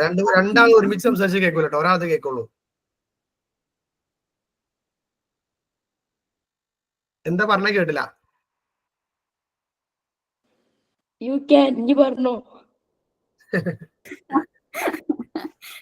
ഞാൻ പറഞ്ഞത് എന്താ സാറേ വെച്ചാല് അത് ശരിക്കും പഠിപ്പിസ്റ്റ് കുട്ടികളാണ് അങ്ങനെ ആർട്സിനൊന്നും വരില്ല, സ്പോർട്സ് ഒക്കെ അവർക്ക് ലീവ്. അന്ന് നമുക്ക് നേരെ പഠിക്കാം, ഹോംവർക്ക് ചെയ്യാം, ആ ഒരു മെന്റാലിറ്റി ഉണ്ട്. നമ്മൾ ഒരാൾക്ക് അടുത്ത് പെടാത്ത ആൾക്കാരെ കൊണ്ട് നമുക്ക് അതൊക്കെ എൻജോയ് ചെയ്തിട്ടുണ്ടാവും അല്ലേ? പിന്നെ ഡിസിപ്ലിൻ ഓഫ് ദ സ്കൂൾ. സ്കൂളിന്റെ ഡിസിപ്ലിൻ നമ്മുടെ കുട്ടികളുടെ പേഴ്സണാലിറ്റിയെ ബാധിക്കും. സ്കൂളിന്റെ ഡിസിപ്ലിൻ അല്ല, ഫ്രണ്ട്സിന്റെ ഡിസിപ്ലിന്, അവരുടെ ഒരു ഏജ് ഗ്രൂപ്പിന്റെ ഡിസിപ്ലിന്, അവരുടെ കൾച്ചർ എന്താണോ അതായിരിക്കും നമ്മൾ കുട്ടികൾ കോപ്പി ചെയ്യാം. നമ്മൾ ഈ മോട്ടിവേഷൻ ക്ലാസ് ഒക്കെ പോകുമ്പോഴേ നമ്മൾ പറയാറുണ്ട്, നിങ്ങളെ മാറ്റാൻ നിങ്ങൾക്കല്ലാതെ ഒരാൾക്ക് കഴിയില്ല.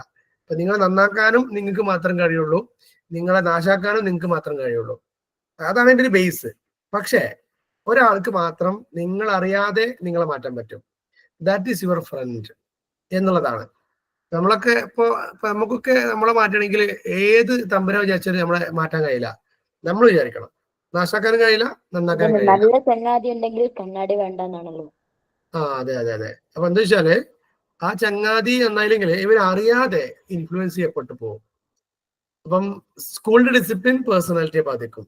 Then size of the school and the organisation climate. ഒരു വലിയ സ്കൂൾ ആണെങ്കിൽ അവിടെ ചിലപ്പോൾ അത്ര ഒരു സ്ട്രിക്റ്റ് ഒരു പിന്നെ എന്താ പറയാ ഒരു ഡിസിപ്ലിനോ അതല്ലെങ്കിൽ ഒരു ഇൻഡിവിജ്വൽ കെയറോ ഒന്നും കിട്ടാൻ സാധ്യതയില്ല. അത് കുട്ടികൾ എന്ത് ചെയ്യും? കുറച്ച് ലാഗ് ചെയ്യും.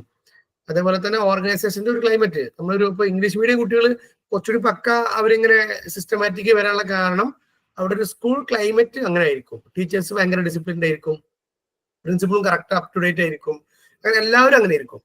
എന്നാൽ ഒരു സർക്കാർ സ്കൂളിലോ ഒക്കെ വരുമ്പോഴേക്കും ഇങ്ങനെ ടീച്ചേഴ്സ് ഒക്കെ ഇങ്ങനെ വരുന്ന സമയത്ത് തോന്നുന്ന സമയത്തൊക്കെ വന്നു പോകുന്നുണ്ടാവാം, അല്ലെങ്കിൽ അവിടെ അങ്ങനെ പ്രത്യേകിച്ചൊരു നിബന്ധനകളൊന്നും ഉണ്ടാവാൻ സാധ്യതയില്ല. സോ അത് അവരുടെ ഇപ്പൊ കുറെയൊക്കെ മാറ്റമുണ്ട്. ഈ പറഞ്ഞത് ശരിയാണ്. ഞാനൊക്കെ പഠിച്ചത് മലപ്പുറം ഒരു BEd കോളേജിലാണ്. അവിടെ ഞങ്ങൾക്ക് അത്യാവശ്യം നല്ല സ്ട്രിക്റ്റ് ചെയ്യുന്നു. അപ്പം ഞങ്ങളടുത്ത് പറയും, ഇവിടുന്ന് പഠിച്ചിറങ്ങുന്ന അധ്യാപകരൊക്കെ ക്ലാസ് റൂമിൽ വളരെ സ്ട്രിക്റ്റ് ആവാറാണ് പതിവ് എന്നുള്ള സാധനം പറയാറുണ്ട്. അത് ആ ഒരു സ്കൂൾ അറ്റ്മോസ്ഫിയർ നമ്മളെ ഇൻഫ്ലുവൻസ് ചെയ്യുന്നതാണ്. ദെൻ തേർഡ് കൾച്ചറാണ്. കൾച്ചർ ദാറ്റ് മീൻസ് അവരുടെ സോഷ്യൽ ഇൻഫ്ലുവൻസ് ആണ് അവിടെ. നമ്മുടെ കൾച്ചർ മാത്രമല്ല, വേറുള്ള ആളുകളുടെ കൾച്ചർ, നമ്മുടെ ലൊക്കാലിറ്റിയിലുള്ള ആളുകളുടെ കൾച്ചർ, അതേപോലെ തന്നെ നമ്മുടെ സോഷ്യൽ ഇൻസ്റ്റിറ്റ്യൂഷൻസ് അതിൽ നിന്നുള്ള കൾച്ചറുകൾ, അല്ലെങ്കിൽ നമ്മുടെ അയൽവാസിന്റെ കൾച്ചർ, അങ്ങനെ മൊത്തത്തിലുള്ള ബാക്കിയുള്ള ആളുകളുടെ കൾച്ചർ. അവരുടെ കൾച്ചർ മീൻസ് അവരുടെ വേ ഓഫ് ടോക്കിംഗ്, അവരുടെ ഫുഡ് ഹാബിറ്റ്, അവരുടെ ബിലീവ്സ്, അവരുടെ കസ്റ്റംസ്, അവരുടെ പിന്നെ ബാക്കിയുള്ള എല്ലാ കാര്യങ്ങളും കൾച്ചറിന്റെ ഭാഗമാണ്. അവരുടെ ഭാഷ. ഇപ്പോ ഞാൻ ഇന്ന് ഒരാളോട് സംസാരിച്ചു എന്ന് പറഞ്ഞല്ലോ, അവിടെ ആ കുട്ടി ഈ മലപ്പുറം ജില്ലയിലേക്ക് ഇപ്പൊ വന്ന് താമസിച്ചതാണ്. അവര് ഇതിനു മുമ്പ് ഉണ്ടായിരുന്നത് നമ്മുടെ കാസർഗോഡിന് അപ്പുറത്ത് എന്താണ് സ്ഥലത്തിന്റെ പേര്? മംഗലാപുരം. മംഗലാപുരമായിരുന്നു, മംഗലാപുരം തോന്നുന്നുണ്ട്. അവിടെ എന്തോ ആയിരുന്നു. അവിടെ നിന്ന് ഇങ്ങോട്ട് പെട്ടെന്ന് മാറിയതാണ്. അവിടെ ഒക്കെ വെച്ചാൽ ആളുകൾ ഭയങ്കര സ്ട്രെയിറ്റ് ആണ് അത്രേ. അഥവാ നമ്മളിപ്പോ ഒരാളെ കണ്ടാലേ ഓക്കെ എന്താ അസുഖമല്ലേ, ഓക്കെ ഞാൻ ഫുഡ് കഴിക്കാൻ പോവാണ്, അല്ലെങ്കിൽ ഞാൻ കളിക്കാൻ പോവാണ്, അത്രയ്ക്ക് സ്ട്രൈറ്റ് ആയിട്ടുള്ള കാര്യം മാത്രം സംസാരിക്കുന്നതാണ്. പക്ഷെ ഇവിടെ വെച്ചാൽ നമ്മൾ ഒരാളെ കണ്ടാലേ ഇപ്പൊ എന്താ തടി കൂടിയാലോ, ഇപ്പൊ എന്തെങ്കിലും വണ്ണം വെച്ചിങ്ങനെ എന്റെ വയറ് ചാടിയാലോ, അല്ലെങ്കിൽ എന്റെ മുടി വരച്ചല്ലോ ഒക്കെ പറഞ്ഞിട്ട് ആളുകൾ എങ്ങനെ നമ്മൾ അവരുടെ ആ ഒരു ബാക്കിയുള്ള അപ്പിയറൻസ് ഒക്കെ കണ്ട് അവർക്ക് ഹേർട്ട് ആകുമോ ഇല്ലേ എന്നുള്ളത് നോക്കാതെ സംസാരിക്കുന്ന ഒരു കൂട്ടരാണ് മലപ്പുറത്തുള്ള ആളുകൾ. ഇവര് കൾച്ചറുകൾ തമ്മിൽ ഇങ്ങോട്ട് ശരിയാവണില്ല. അവരെന്താ അങ്ങനെ സംസാരിക്കണത്? അവർക്ക് ഒരാൾക്ക് ഹേർട്ട് ചെയ്യുന്ന അറിയില്ലേ, മനസ്സ് വേദനിക്കുന്ന അറിയില്ലേ എന്നൊക്കെ സംസാരിക്കും. പക്ഷെ ആക്ച്വലി നമ്മുടെ കൾച്ചറിന്റെ ഭാഗമാണ് അത്. ഇവ ഭയങ്കര തടിച്ച്, ഇവ നന്നായിട്ട് മെലിഞ്ഞല്ലോ, ഇജ് കുറച്ച് നിറം പോയോ അല്ലെ, അങ്ങനെയൊക്കെ പറഞ്ഞ മുഖത്തൊക്കെ മുഖത്തുക്കുരായല്ലോ എന്നൊക്കെ പറഞ്ഞിട്ട് ചിലപ്പോൾ നമുക്ക് സുഖമാണ് നമ്മൾ ചോദിച്ചിട്ടുണ്ടാവില്ല, ഈ എവിടെ വരുന്നത് ചോദിച്ചിട്ടുണ്ടാവില്ല. ഇങ്ങനെയൊക്കെയുള്ള കുറെ സംഭവങ്ങൾ നമ്മൾ പറഞ്ഞിട്ടുണ്ടാവും. സോ പിന്നെ അങ്ങനെയുള്ള കൾച്ചറൽ ഡിഫറൻസസ് എന്ത് ചെയ്യും, ഓരോരുത്തരുടെയും പേഴ്സണാലിറ്റിയെ ബാധിക്കും എന്നാണ് പറയുന്നത്. സോഷ്യൽ ഏജൻസീസ് ഉണ്ട്, നമ്മുടെ കുടുംബം, കല്യാണം, അല്ലെങ്കിൽ അത്തരത്തിലുള്ള ഈ സോഷ്യൽ ഇൻസ്റ്റിറ്റ്യൂഷൻസ് ഒക്കെ പറയും. അതിൻ്റെ ഒക്കെ എന്ത് ചെയ്യും, വിശ്വാസങ്ങളും കസ്റ്റംസും ആചാരങ്ങളും ഒക്കെ നമ്മുടെ പേഴ്സണാലിറ്റിയെ ബാധിക്കും. അതുപോലെ ഫാക്ടേഴ്സ് മാത്രമേ ഉള്ളൂ, സോഷ്യൽ മീഡിയ ഇല്ല. അതാണ് ഇപ്പൊ ഏറ്റവും കൂടുതൽ ഇൻഫ്ലുവൻസ് ചെയ്യുന്നത്. ഏതാണ് സോഷ്യൽ മീഡിയ? സോഷ്യൽ മീഡിയ അത് സൊസൈറ്റിയുടെ ഭാഗമാണ്. പിന്നെ ജോഗ്രഫിക്കൽ എൻവയോൺമെന്റും നമ്മുടെ എന്താണ് പേഴ്സണാലിറ്റിയെ ബാധിക്കും എന്നാണ് പറയണേ. അങ്ങനെയുണ്ടോ? ഉയർന്ന അഥവാ ഈ കാട്ടിൽ താമസിക്കുന്ന ആളുകള്, അല്ലെങ്കിൽ നാട്ടില്, അതല്ലെങ്കിൽ ഭയങ്കര സിറ്റിയില്, അതല്ലെങ്കിൽ ഇങ്ങനെ തണുപ്പുള്ള പ്രദേശത്ത്, അപ്പൊ നമ്മൾ ഈ വയനാട്ടിലത്തെ പോലെ അത്ര അപ്ഡേറ്റ് ആയിണ്ടാവില്ല. ചിലവരൊക്കെ അപ്ഡേറ്റ് ആയിട്ടുണ്ട്, ചിലവരിട്ടോ എന്നെ പോലുള്ള. അത് ചിലവരിൽ ശരിയാവും, ചിലവരിൽ ശരിയാവില്ല എന്ന് പറഞ്ഞാൽ ആ കൂട്ടത്തിലായിരിക്കും. മെട്രോയിലൊക്കെ കയറുമ്പോ കാണാം ഇതെവിടെ സ്വൈപ്പ് ചെയ്യണം എന്തിനാണ്ട് കാർഡൊക്കെ പിടിച്ചിട്ട് രസമാവും കാണാന്. ഓരോ ഒച്ചപ്പാടും അല്ലെ, ആദ്യമായിട്ട് കയറുന്നവരൊക്കെ തോന്നും. അപ്പൊ നമ്മള് ബയോളജിക്കൽ ഫാക്ടേഴ്സ് ആണ് ആദ്യം പറഞ്ഞത്. അത് കഴിഞ്ഞിട്ട് നേരെ എന്ത് ചെയ്തു, സോഷ്യൽ ഫാക്ടേഴ്സ്, പിന്നെ സൈക്കോളജിക്കൽ ഫാക്ടേഴ്സ് ആണ്. ദാറ്റ് മീൻസ് അവർ intelligence, motivation, attitude, emotion, interest etcetera. ഇതൊക്കെ നമ്മുടെ പേഴ്സണാലിറ്റിയെ ബാധിക്കും എന്നാണ് പറയുന്നത്. ഇന്റലിജൻസ് കൂടുമ്പോൾ നമുക്ക് കുറച്ചുകൂടി ഒരു സോഷ്യൽ പേഴ്സൺ ആവാൻ പറ്റും എന്നൊക്കെയാണ്. അതുപോലെ മോട്ടിവേഷൻസ് ഒക്കെ ഇൻട്രിൻസിക് മോട്ടിവേഷൻ ഉണ്ട്, എക്സ്ട്രിൻസിക് മോട്ടിവേഷൻ ഉണ്ട്. ഇത്തരത്തിലുള്ള മോട്ടിവേഷൻസ് ഒക്കെ നമ്മുടെ പേഴ്സണാലിറ്റിയെ ബാധിക്കുന്നു. ആറ്റിറ്റ്യൂഡ്, ഇമോഷൻ, ഇൻട്രസ്റ്റ്, ഇതൊക്കെ പേഴ്സണാലിറ്റിയെ ബാധിക്കുന്ന ഘടകങ്ങളാണ്. അപ്പൊ ഇത്രയും നേരം പറഞ്ഞത് ഫാക്ടേഴ്സ് ഇൻഫ്ലുവൻസിങ് പേഴ്സണാലിറ്റിയാണ്. ഈ നേരെ നമ്മൾ തിയറീസ് ഓഫ് പേഴ്സണാലിറ്റിക്കാണ് പോണത്. ഇവിടെ 2-3 തരം തിയറികൾ നമുക്ക് കാണാമെന്ന് പറഞ്ഞത്. ഒന്ന് ടൈപ്പ് അപ്രോച്ച്, ട്രേറ്റ് അപ്രോച്ച്. അത് അവരുടെ പേഴ്സണാലിറ്റിയെ പിന്നെ ഡിഫൈൻ ചെയ്യുന്നതിന് അടിസ്ഥാനമാക്കിയാണ് കേട്ടോ. ഇപ്പൊ ടൈപ്പ് അപ്രോച്ച് എന്ന് പറയുന്നത് classify people according to their psychosomatic type. ഓരോ മനുഷ്യന്റെയും തരം, പലതരം ടൈപ്പ്, പല ടൈപ്പ് പേഴ്സൺസ് എന്നാണ് ടൈപ്പ് അപ്രോച്ച് എന്ന് പറയുന്നത്. ഒരു central themes like leadership, style, values. ഇങ്ങനെ നമുക്ക് ലീഡർഷിപ്പ് ക്വാളിറ്റി ഉള്ള ആളുകൾ, അല്ലെങ്കിൽ വാല്യൂസിന്റെ തരത്തില്, ഇങ്ങനെ ഓരോരോ നമ്മളിലുള്ള ഗുണങ്ങളനുസരിച്ച് പല ടൈപ്പ് ഓഫ് പേഴ്സണാലിറ്റി ആക്കുന്നതാണ് ടൈപ്പ് അപ്രോച്ച് എന്ന് പറയുന്നത്. ട്രേറ്റ് അപ്രോച്ച് എന്ന് പറഞ്ഞാൽ ആക്ച്വലി ഏകദേശം ഒരുപോലെ തന്നെ നമ്മളിലുള്ള കഴിവുകളെ നമ്മുടെ പേഴ്സണാലിറ്റി ട്രേറ്റ് എന്ന് പറയും. ട്രേറ്റ് എന്ന് പറഞ്ഞാൽ ഏകദേശം കഴിവ്, നമ്മുടെ സ്കില്ല് എന്നൊക്കെ വേണമെങ്കിൽ നമുക്ക് മനസ്സിലാവാൻ വേണ്ടി പറയാം. ആ സ്കില്ലുകളെ ബേസ് ചെയ്തിട്ട് പറയുന്ന പേഴ്സണാലിറ്റി തിയറികളാണ്. പിന്നെ ടൈപ്പ് കം അപ്രോച്ച്, അതില് ടൈപ്പ് കം ട്രേറ്റ് അപ്രോച്ച് രണ്ടും ഒരുമിച്ച് പരിഗണിക്കുന്ന തിയറികളും ഉണ്ട് എന്നുള്ളതാണ്. ഇതിലിങ്ങനെ 2-3 തിയറി പറയുന്നുണ്ട്. ഒന്ന് ഗാലൻസ് ക്ലാസിഫിക്കേഷൻ ആണ്. Galen classified people in to 4 type according to their temperament. ഇപ്പൊ ഓരോരുത്തരുടെ സ്വഭാവം അനുസരിച്ച് ഇദ്ദേഹം ടൈപ്പ് തിയറിയാണ്. 4 ടൈപ്പ് ആളുകളുണ്ട് എന്നാണ് പറയുന്നത്. ഒന്ന് കൊലേറിക്, ഓർ ഇതൊരു സ്ലാഷ് അല്ലെങ്കിൽ ഇറിറ്റബിൾ, ഇങ്ങനെ 2 ടേം ഒരുമിച്ച് വരുന്നതാണ് കേട്ടോ. മെലങ്കോളിക്, സാഡ്, പ്ലഗ്മാറ്റിക്, സ്ലീപ്പി, സാങ്ക്വിൻ, സ്മൈലിംഗ് എന്നൊക്കെ പറഞ്ഞിട്ട് ഇതിനിങ്ങനെ കൂടുതൽ എക്സ്പ്ലനേഷൻക്ക് പോകാനൊന്നുമില്ല. കൊലേമിക് ഒരു ഇറിറ്റേറ്റബിൾ അഥവാ ഇറിറ്റബിൾ, നമുക്കറിയാം ഇറിറ്റബിൾ ആവുക, അല്ലെങ്കിൽ നമുക്ക് എന്താ പറയാ, ഈ പെട്ടെന്ന് ദേഷ്യം വരിക, അത്തരത്തിലുള്ള ക്യാരക്ടർ കണ്ടിട്ടുണ്ടോ? വിളിച്ചാൽ ഇറിറ്റേറ്റ് ഉമ്മ ഒരു റെസ്പോൺസ് ചെയ്യാൻ സമയം തരില്ല. അതിന് മുന്നേ അടുത്ത ഫാത്തിമ വിളിക്കും. അതെ, വിളിച്ച് പെട്ടെന്ന് ദേഷ്യം വരും. ഞാൻ ചില സമയത്ത് അത്തരത്തിലുള്ള ഒരാളാണ്. ഇപ്പോ വൈഫിനെ ഡ്രൈവിംഗ് പഠിച്ചു കൊടുക്കുക, നമുക്ക് പെട്ടെന്ന് ഇങ്ങനെ ഇറിറ്റബിൾ ആവും. കൊലേറിക് എന്ന് പറഞ്ഞാൽ ടെമ്പറമെന്റ് ഉള്ള, ആംഗ്രി, പെട്ടെന്ന് ദേഷ്യം, ഈസിലി ബിക്കം ആംഗ്രി എന്നാണ് കേട്ടോ കൊലേറിക് എന്നുള്ള വാക്കിനർത്ഥം. അപ്പം പെട്ടെന്ന് ദേഷ്യം വരുന്ന തരം ആളുകൾ, അത്തരം ഒരു ടൈപ്പ് ആളുകൾ അല്ലെ, അങ്ങനത്തെ ആളുകൾ ഉണ്ടാവും. നമ്മൾ പറയും മൂക്കുമ്മയാണ് പിന്നെ ശുണ്ടി എന്നൊക്കെ പറയുന്നല്ലേ. അതെ, ഡെയിലി 3 നേരം കഴിക്കാറുണ്ട്. അപ്പൊ അത്തരത്തിലുള്ള ആളുകളും ഉണ്ട്, അതൊരു ടൈപ്പ്. ഓക്കെ, ഇനി 2 മെലങ്കോളിക് ഒരു സാഡ്. എപ്പോഴും ഒരു സാഡിസ്റ്റ് രൂപത്തിൽ നടക്കുന്ന ആളുകളുണ്ടോ? കാണലുണ്ട്. അഥവാ അവരെപ്പോഴും ഇങ്ങനെ അവിടെ കണ്ടാൽ തന്നെ നമുക്ക് ഇങ്ങനെ ഒരു പാവാണ്, നമുക്ക് ഇങ്ങനെ പാവം ഫീൽ ചെയ്യും. അവരെപ്പോഴും സങ്കടം, അങ്ങനെ ഒരുപാട് എന്താ പറയാ എക്സ്പ്ലോർ ചെയ്യാത്ത, പിന്നെ ഒരു സാഡിസ്റ്റ് എന്നൊക്കെ നമ്മള് ടേം കേട്ടിട്ടുണ്ടാവും. അത്തരം ആളുകളും ഉണ്ട് എന്നാ പറയണേ.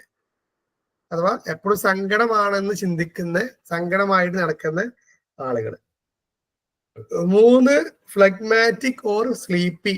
ഫ്ലഗ്മാറ്റിക് എന്ന് പറഞ്ഞാലും not easily excited to action എന്നാണ്.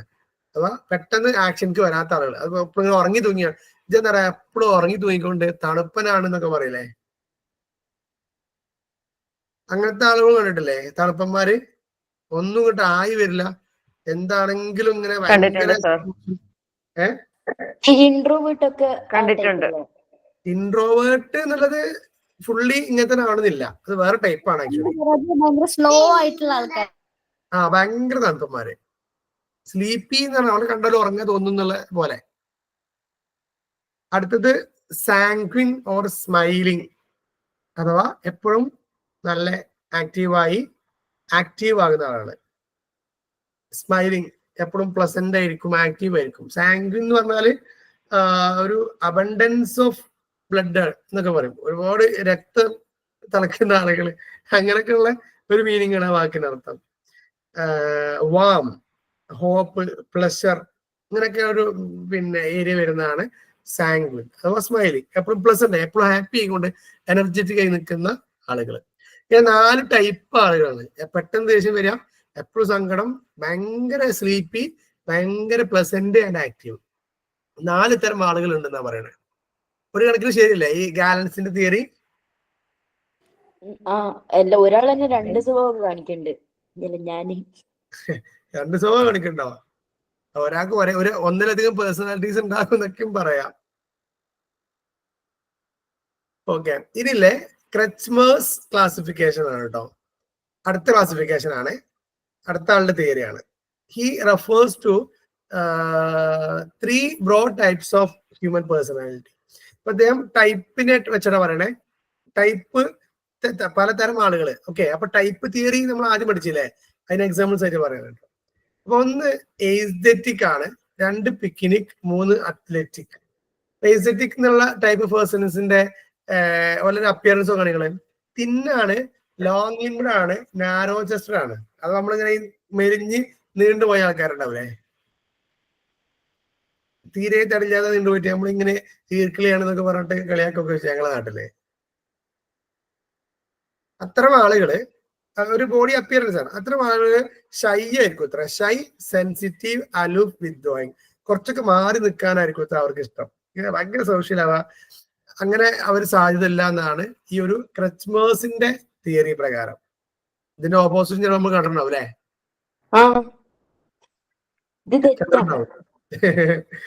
ഓക്കെ, അപ്പൊ ഇത് ഓരോ തിയറിയാണ്. ഇവരിങ്ങനെ കുറെ ആളുകൾ ഇങ്ങനെ ഒബ്സർവ് ചെയ്ത് പഠനം നടത്തി അവര് ഒരു തിയറി പറയാന്നുള്ളതേ ഉള്ളൂ കേട്ടോ.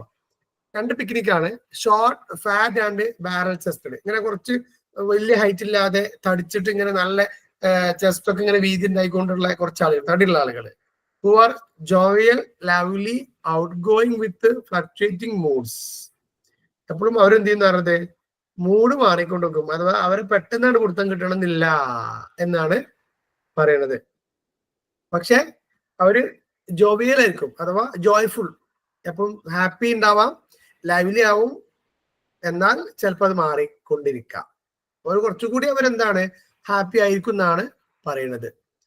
3 അത്ലറ്റിക് ആണ്, strong and steady limbs and bones. നല്ല അല്ലെ, നമുക്കറിയാം ഭയങ്കര ഒരു ബോഡി ബിൽഡപ്പ്, നല്ല സ്ട്രോങ് ബോഡി ബിൽഡപ്പ് ഉള്ള ആളുകൾ, നല്ല ഹെൽത്തി ആണ് നമുക്ക് തോന്നിക്കുന്ന ആളുകൾ. അതിൽ തന്നെ 2 തരം ഉണ്ടാവാന്ന് പറയണേ. 1 സ്കിസോടൈം, അതേപോലെ തന്നെ സൈക്ലോടൈം പേഴ്സണാലിറ്റി. സ്കിസോടൈം എന്ന് പറഞ്ഞാൽ ഇൻട്രോവേർട്ടഡ് ആവാം, സൈക്ലോടൈം എന്ന് പറഞ്ഞാൽ എക്സ്ട്രോവേർട്ടഡ് ആവാം എന്നാണ്. ഞാൻ നേരത്തെ ഒരാൾ പറയില്ല, ആരോ ഫാത്തിമാരെ പറയില്ലേ ഇൻട്രോവേർട്ട് ആണോ എന്ന് ചോദിച്ചല്ലോ. അപ്പൊ നല്ല ബോഡി ശരീരമൊക്കെ ഉണ്ട്, നല്ല ശരീരം ഉണ്ട്, നമുക്ക് നല്ല ആരോഗ്യമുള്ള ശരീരത്തിനൊക്കെ പോലെ തോന്നും.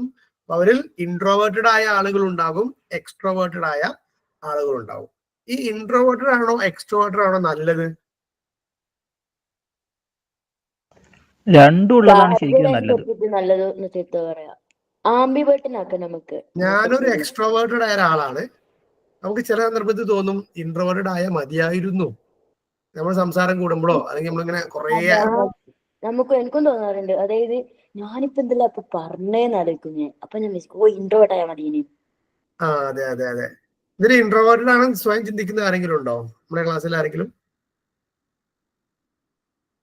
ഞാൻ ചിലപ്പോ ആക്ട് ചെയ്യാറുണ്ട് ഇൻട്രോവേർട്ടിനെ പോലെ. പുതിയ ഹോസ്റ്റലിലെല്ലാം പോയാൽ എനിക്ക് പറ്റിക്കാൻ നല്ല ഇഷ്ടം എല്ലാരും. അത് ഹൈഡ് ചെയ്യാം. നമുക്ക് ഒരു പുതിയ ഒരു ഇതിലൊക്കെ പോയാൽ നമ്മൾ തുടക്കത്തിൽ കുറച്ചേരൊക്കെ ഇൻട്രോവേർട്ട് നിൽക്കും, പക്ഷെ കഴിയില്ല. നേരെ നമ്മൾ എന്ത് ചെയ്യും? കയറി സംസാരിക്കും. ഇതിൽ അങ്ങനെ ആരെങ്കിലും ഉണ്ടോ ഇൻട്രോവേർട്ട് അധികം സംസാരിക്കാതെ ഇങ്ങനെ എപ്പോഴും ഇങ്ങനെ മാറി നിൽക്കണം, അല്ലെങ്കിൽ വല്ലാതെ ഇങ്ങനെ സംസാരിക്കാൻ കഴിയാത്ത ഇഷ്ടമില്ലാത്ത ആൾക്കാരാണെങ്കിലും? ചെറിയതാരുടെ ക്വസ്റ്റ്യൻ ചോദിക്കുന്ന ഓരോന്നും അനങ്ങൂല. അതാണ് ഒരു ഐഡന്റിറ്റി. അത് പോലെ ഓൾറെഡി ഇൻട്രോവേർട്ട് ആണെന്ന് തെളിയിച്ചുകൊണ്ടിരിക്കുകയാണ് അല്ലേ? സാറേ, എന്നെ നോർമലി കണ്ടിട്ടുണ്ടെങ്കിൽ ഞാൻ സംസാരിക്കുന്ന ചില ഗ്രൂപ്പ് മാത്രമുണ്ട്. അപ്പൊ നോർമലി എന്നെ കണ്ടിട്ടുണ്ടെങ്കിൽ എല്ലാരും പറയും ഞാൻ അത്ര സംസാരിക്കില്ല. എന്റെ കാഴ്ചപ്പാടിൽ ഞാൻ സംസാരിക്കും, പക്ഷെ എനിക്ക് സ്റ്റാർട്ടിങ്ങിൽ ഒരാളെ കണ്ട് എനിക്ക് ഭയങ്കര ബുദ്ധിമുട്ടാണ്. എനിക്ക് ഇതേപോലെ എന്റെ ക്ലാസ് റൂം ഒക്കെയാണ് ഞാൻ ഏറ്റവും കൂടുതൽ ആക്റ്റീവായിട്ട് നിൽക്കുന്ന പ്ലേസ് എന്ന് പറയുന്നത്. താങ്കൾ ഒരു ഇൻട്രോവേർട്ടിന്റെ എല്ലാ സ്വഭാവം കാണിക്കുന്നുണ്ട്. ഇൻട്രോവേർട്ടിന്റെ പ്രധാനപ്പെട്ട ഒരു ഫീച്ചർ അതാണ്. അവർ ഒരാളുമായിട്ട് പെട്ടെന്ന് പോയി കമ്പനി ആവില്ല, പക്ഷെ അവരുടെ ലോകത്ത് അവർ ഭയങ്കര ഹാപ്പി ആയിരിക്കും, ഒരുപാട് സംസാരിക്കും. എനിക്ക് ഇതേപോലെ ക്ലാസ് റൂംസ്, എന്റെ ടീച്ചേഴ്സ്, എന്റെ സ്റ്റുഡൻസ്, അതൊക്കെ എനിക്ക് ഭയങ്കര പോസിറ്റീവായിട്ട് തരുന്ന ഒരു പ്ലേസ് ആണ്. നമുക്ക് സേഫ് ആണ്. നമ്മുടെ റാപ്പോൽ വന്ന ആളുകളുമായിട്ട് അവർ കമ്പനി ഓടും.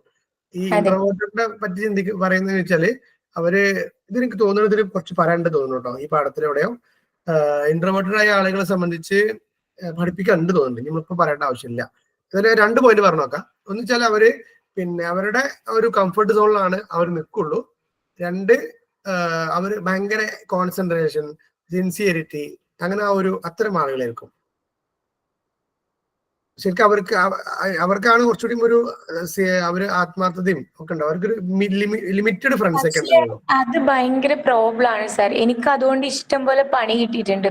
ഇപ്പൊ പേഴ്സണൽ ഗ്രോത്ത് നമുക്ക് ഉണ്ടാവാന്ന് പറയാം ഭയങ്കര എക്സ്പീരിയൻസിൽ കൂടിയാണ്. ഇപ്പൊ ഞാൻ പലപ്പോഴും ലൈഫിൽ എനിക്ക് പോസിറ്റീവായിട്ട് എന്തെങ്കിലും ഉണ്ടായിട്ടുണ്ടെങ്കിൽ എനിക്ക് കിട്ടിയ തിരിച്ചടികളിൽ കൂടിയാ ഇനി ഇങ്ങനെ ചെയ്യാൻ പാടില്ല, ഇനി ഒരാളെടുത്ത് ഇത്രയും സിൻസിയാരിറ്റി കാണിക്കാൻ പാടില്ല, അങ്ങനെയാ സാർ ഞാൻ പഠിച്ചു വന്നത്. ഓക്കെ. ഇതിലെന്ന് എക്സ്ട്രോവേർട്ടഡ് ഇൻട്രോവേർട്ടഡ് ആയ ആൾ ചിന്തിക്കും ഒരു എക്സ്ട്രോവേർട്ട് ആയി കിട്ടിയെങ്കിൽ. അത് എപ്പോഴും സാധാരണ എല്ലാവരും എക്സ്പ്രസ് ചെയ്യാറുണ്ട്. അപ്പൊ ഓക്കെ, ഇനി നമ്മൾ എന്താ കണ്ടത്? ക്രച്മേഴ്സ് ക്ലാസിഫിക്കേഷൻ ആണ്. ഇനി സ്പ്രാഞ്ചേഴ്സ് ക്ലാസിഫിക്കേഷൻ ആണ്.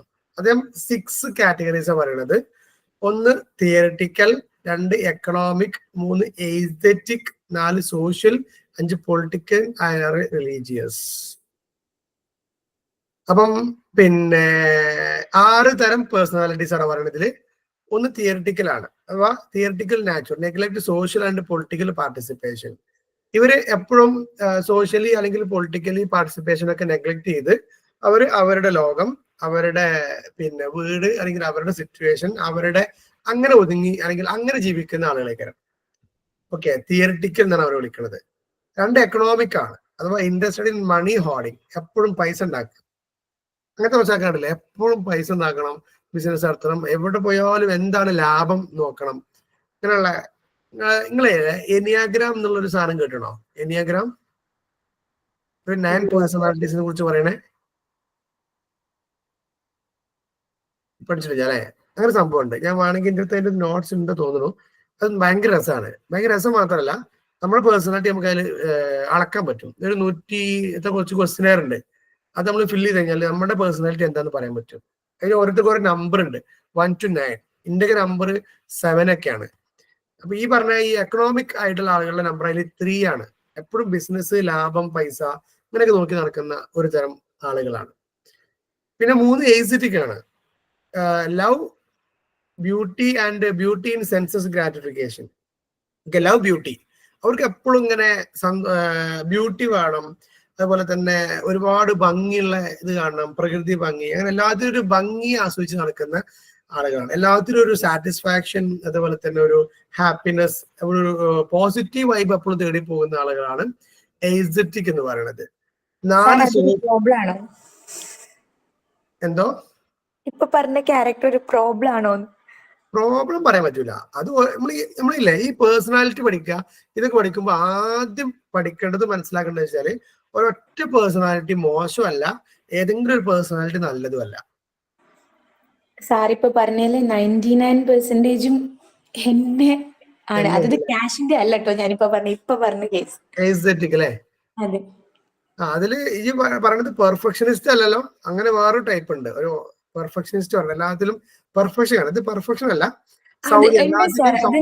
മറ്റൊരാൾ എനിക്ക് ചെയ്തു തരണം എന്നല്ല, ഞാൻ ചില കാര്യങ്ങൾ ചെയ്യുമ്പോൾ എനിക്കത് പെർഫെക്റ്റ് ആണ്, ഞാൻ അത്രയും പെർഫെക്റ്റ് ആകുന്ന വരെ ഞാൻ അത് ട്രൈ ചെയ്യും. പെർഫെക്ഷനിസ്റ്റ് എന്നുള്ള വേറൊരു കാറ്റഗറി ഉണ്ട് കേട്ടോ. അതില് ഞാൻ നേരത്തെ പറഞ്ഞത് പ്രോബ്ലം കേട്ടോ, മറ്റൊരാള് വന്നിട്ട് എന്തെങ്കിലും ഒരു സാധനം റീഅറേഞ്ച് ചെയ്തിട്ടാലോ അങ്ങനെ ചെയ്താലോ ഇങ്ങനെ ചെയ്താലോ എന്റെ സാധനങ്ങൾ കൊടുക്കുന്നതിനൊന്നും എനിക്ക് ഇഷ്യൂ ഇല്ല. പക്ഷെ ഞാനത് ചെയ്യുമ്പോൾ ഞാനത് പെർഫെക്റ്റ് ആയിട്ട് ചെയ്യും. പെർഫെക്ഷനിസ്റ്റ് അല്ല, പെർഫെക്ഷനിസ്റ്റ് എവിടെയും ഇംപെർഫെക്റ്റ് ആകാൻ പറ്റൂല. ഓക്കെ, അപ്പൊ 4 സോഷ്യൽ ആണ് കേട്ടോ. സോഷ്യൽ എന്ന് പറഞ്ഞാൽ ഇൻഡസ്ട്രി സോഷ്യൽ ആക്ടിവിറ്റീസ്. എപ്പോഴും അവനവന് വേണ്ടി ജീവിക്കാൻ മറന്ന ആളുകളായിരിക്കും കുറെയൊക്കെ. എപ്പോഴും പാക്കില്ല, എപ്പോ ഹെൽപ്പിന് വിളിച്ചാലും റെഡി ആയിരം. ഇപ്പൊ പോവല്ലേ, ഇപ്പൊ പോവാ എന്നാ നാളെ ഇന്ന് എന്റെ അവരെന്ത് വെച്ചാലേ ഒരാളടുത്ത് ചിലപ്പോൾ കടക്ക് ചോദിച്ചാല് നമ്മളടുത്ത് പൈസ ഉണ്ടാവില്ല.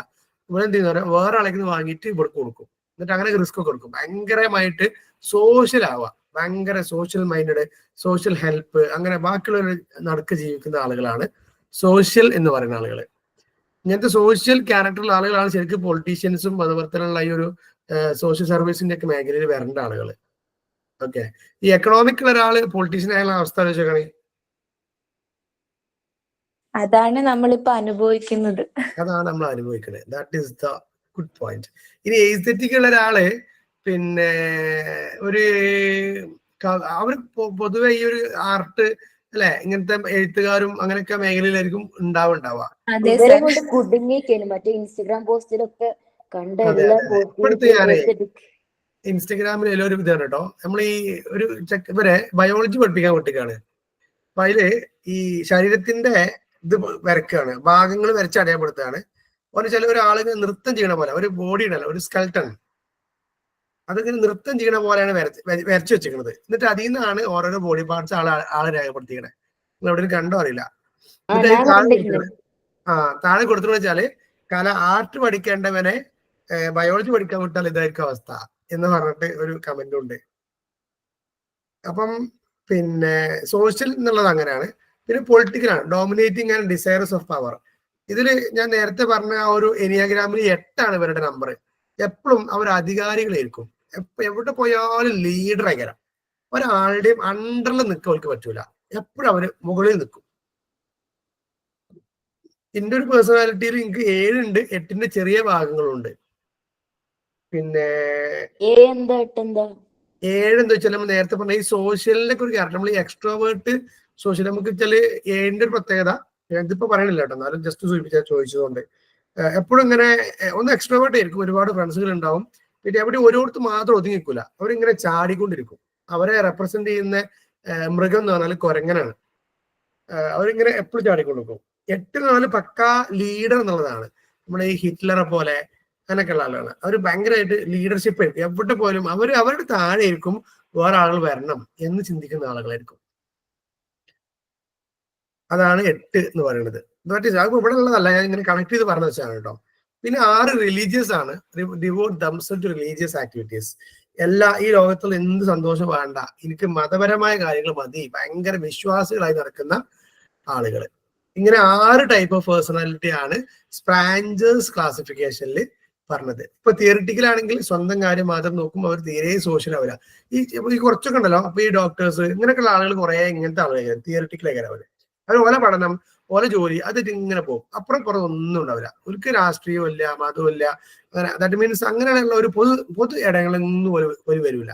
PhD സ്കോളേഴ്സ് അങ്ങനെയാണ് ഞാൻ കണ്ടിട്ട്. കുറെ ഈ ബുക്ക് വേംസ് ഉള്ള ആളുകളൊക്കെ അങ്ങനെ ആയിരിക്കും. അപ്പം ഇതൊരു 6 ടൈപ്പ് ഓഫ് പേഴ്സണാലിറ്റി ആണ് കണ്ടത്. ഇനി അടുത്തത് ഷെൽഡൻസ് ക്ലാസിഫിക്കേഷൻ ആണ്.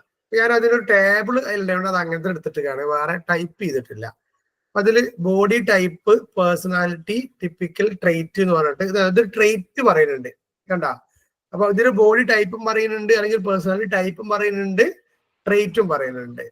അപ്പം ടൈപ്പ് കം ട്രെയ്റ്റ് അപ്രോച്ച് ഒക്കെ ഉണ്ടായതുകൊണ്ട് നമുക്ക് ഇതിൽ ഉൾപ്പെടുത്താം.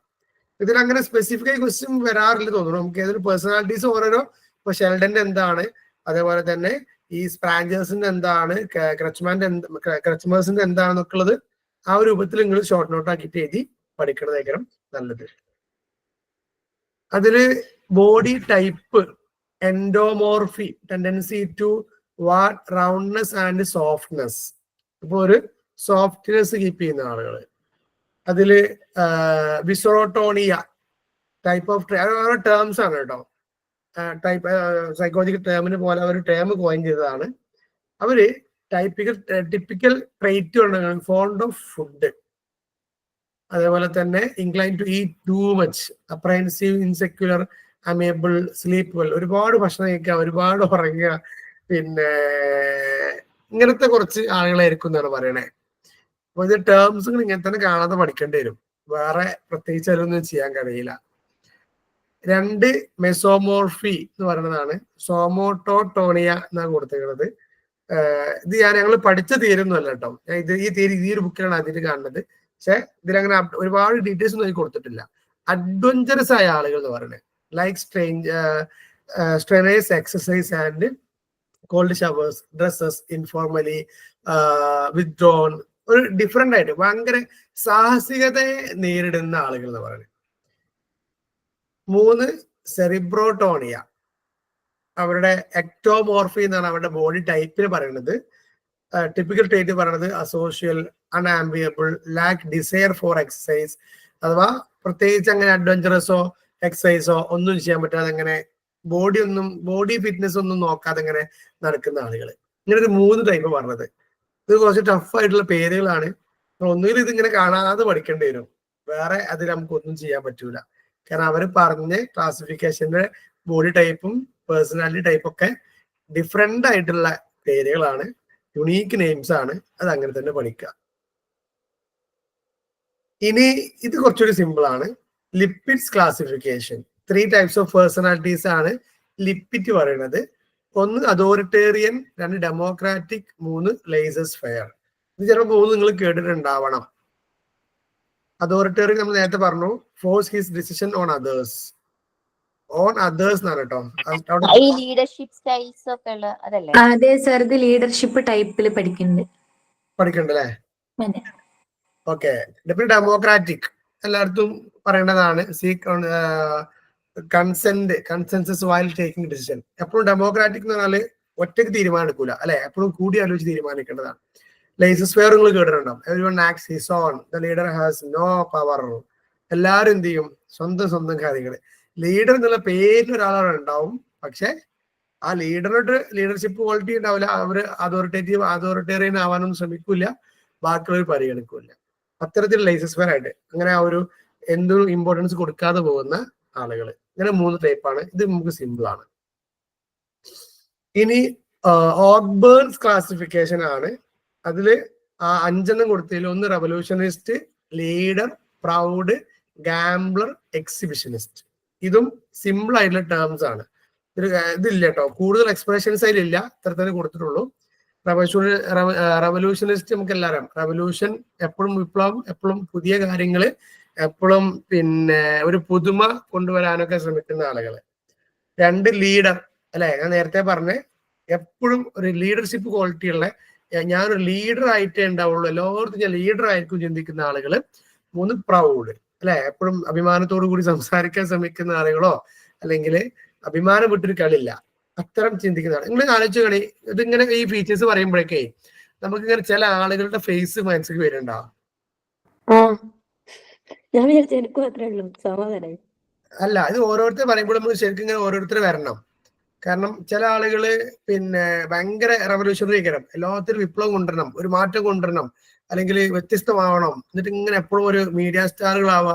അങ്ങനത്തെ നമ്മൾ ഈ സോഷ്യൽ മീഡിയാസിൽ ഇങ്ങനെ കുറെ ഇങ്ങനെ പുതിയ എപ്പോഴും റെവല്യൂഷണറി സ്റ്റേറ്റ്മെന്റ് പറയുന്ന ആളുകളില്ലേ?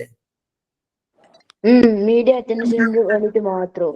അവര് മീഡിയ അറ്റൻഷൻ എന്നുള്ളതൊക്കെ ഒന്നും ആവില്ല, പക്ഷെ അവരുടെ തോട്ട്സ് ആയിരിക്കും അത് മിക്കവാറും. കാരണം അവർക്ക് അതാണ് അവരുടെ ചിന്ത, അവരത് പറയായിരിക്കും. ഈ കൂടെയുള്ളവര് എന്താ പറയാ വളരെ അതായത് കൂടെയുള്ളവര് വളരെ ഇഷ്ടമല്ലാത്ത ഒരു പേഴ്സണാലിറ്റി എന്തായിരിക്കും? കൂടുതലുള്ളവര് വളരുന്നതോ? അതായത് നമ്മളെപ്പോഴും ഹൈ ആയിട്ടിരിക്കണം, നമ്മുടെ മുകളിൽ ആരും വരാൻ പാടില്ല എന്നൊരു. അത് നേരത്തെ പറഞ്ഞതിലുണ്ടോ, അതോറിറ്റേറിയൻ എന്നുള്ളത് വേണമെങ്കിൽ വരാം. പിന്നെ ഈ ലീഡർ നമ്മളല്ലേ ഈ 5 റെവല്യൂഷനിസ്റ്റ്, ലീഡർ, പ്രൗഡ്, ഗാംബ്ലർ, എക്സിബിഷനിസ്റ്റ്, ഇതില് നമ്മളെ മുഖ്യമന്ത്രി ഏതാവാൻ സാധ്യത ഉണ്ട് നിങ്ങളുടെ അഭിപ്രായത്തില്? ഈ ഗാംബ്ലർ എന്ന് വെച്ചാൽ എന്താ?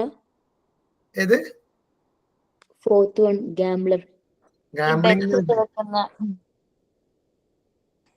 സിറ്റുവേഷൻ വൈസ് ഇങ്ങനെ ചേഞ്ച് ചെയ്യുന്ന ആൾക്കാരാണ് സർ ഗാംബ്ലർ. ഏതാണ് ബെസ്റ്റ് നോക്കിയിട്ട്. അതെ, ഡിപ്പെൻഡ്സ് ഓൺ സ്പെക്കുലേഷൻസ്.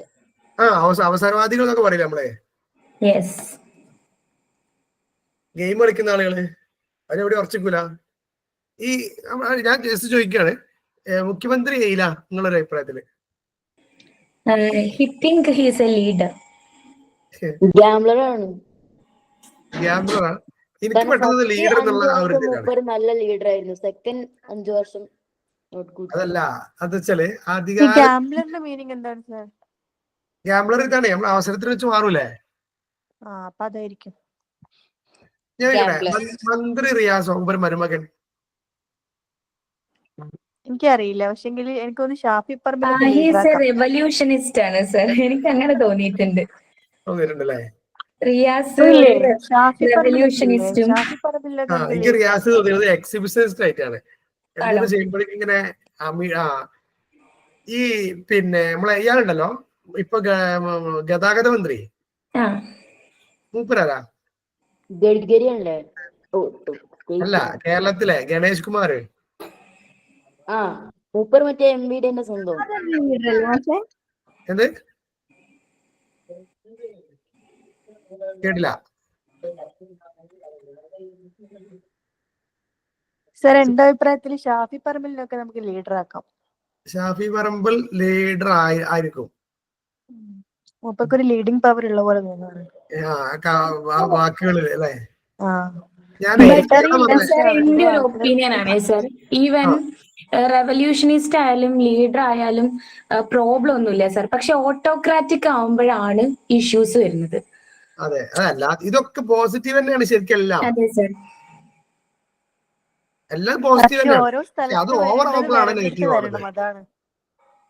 ഇപ്പൊ നമ്മള് ഇപ്പം എനിക്ക് എന്റെ അഭിപ്രായത്തിൽ പറയുകയാണെങ്കിൽ പ്രൈം മിനിസ്റ്റേഴ്സിൽ മൻമോഹൻ സിംഗ് വളരെ ആക്ട് ആയിരുന്നു. അത് പൊളിറ്റിക്സ് നോക്കിയല്ല സാർ ഞാൻ പറഞ്ഞത്. അയാൾ ഒരു ഭയങ്കര ഫേമസ് ആയിട്ടുള്ള എക്കണോമിസ്റ്റ് ആയിരുന്നു.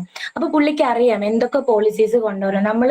ഇപ്പം നമ്മൾ എൻജോയ് ചെയ്യുന്ന പല പ്രോഗ്രാംസിന്റെ ബേസ് മാസ്റ്റർ ബ്രെയിൻ എന്ന് പറയുന്നത് മൻമോഹൻ സിംഗ്. അതേപോലെ തന്നെ APJ അബ്ദുൽ കലാം. അവർക്കൊക്കെ നല്ല നോളജ് ഉണ്ട്. നോളജും പൊസിഷനും കൂടി ആവുമ്പോഴല്ലേ സാർ ആക്ച്വലി അത് എന്താ പറയാ, നമുക്ക് ആളുകൾക്ക് അത് യൂസ്ഫുൾ ആവുന്നത്.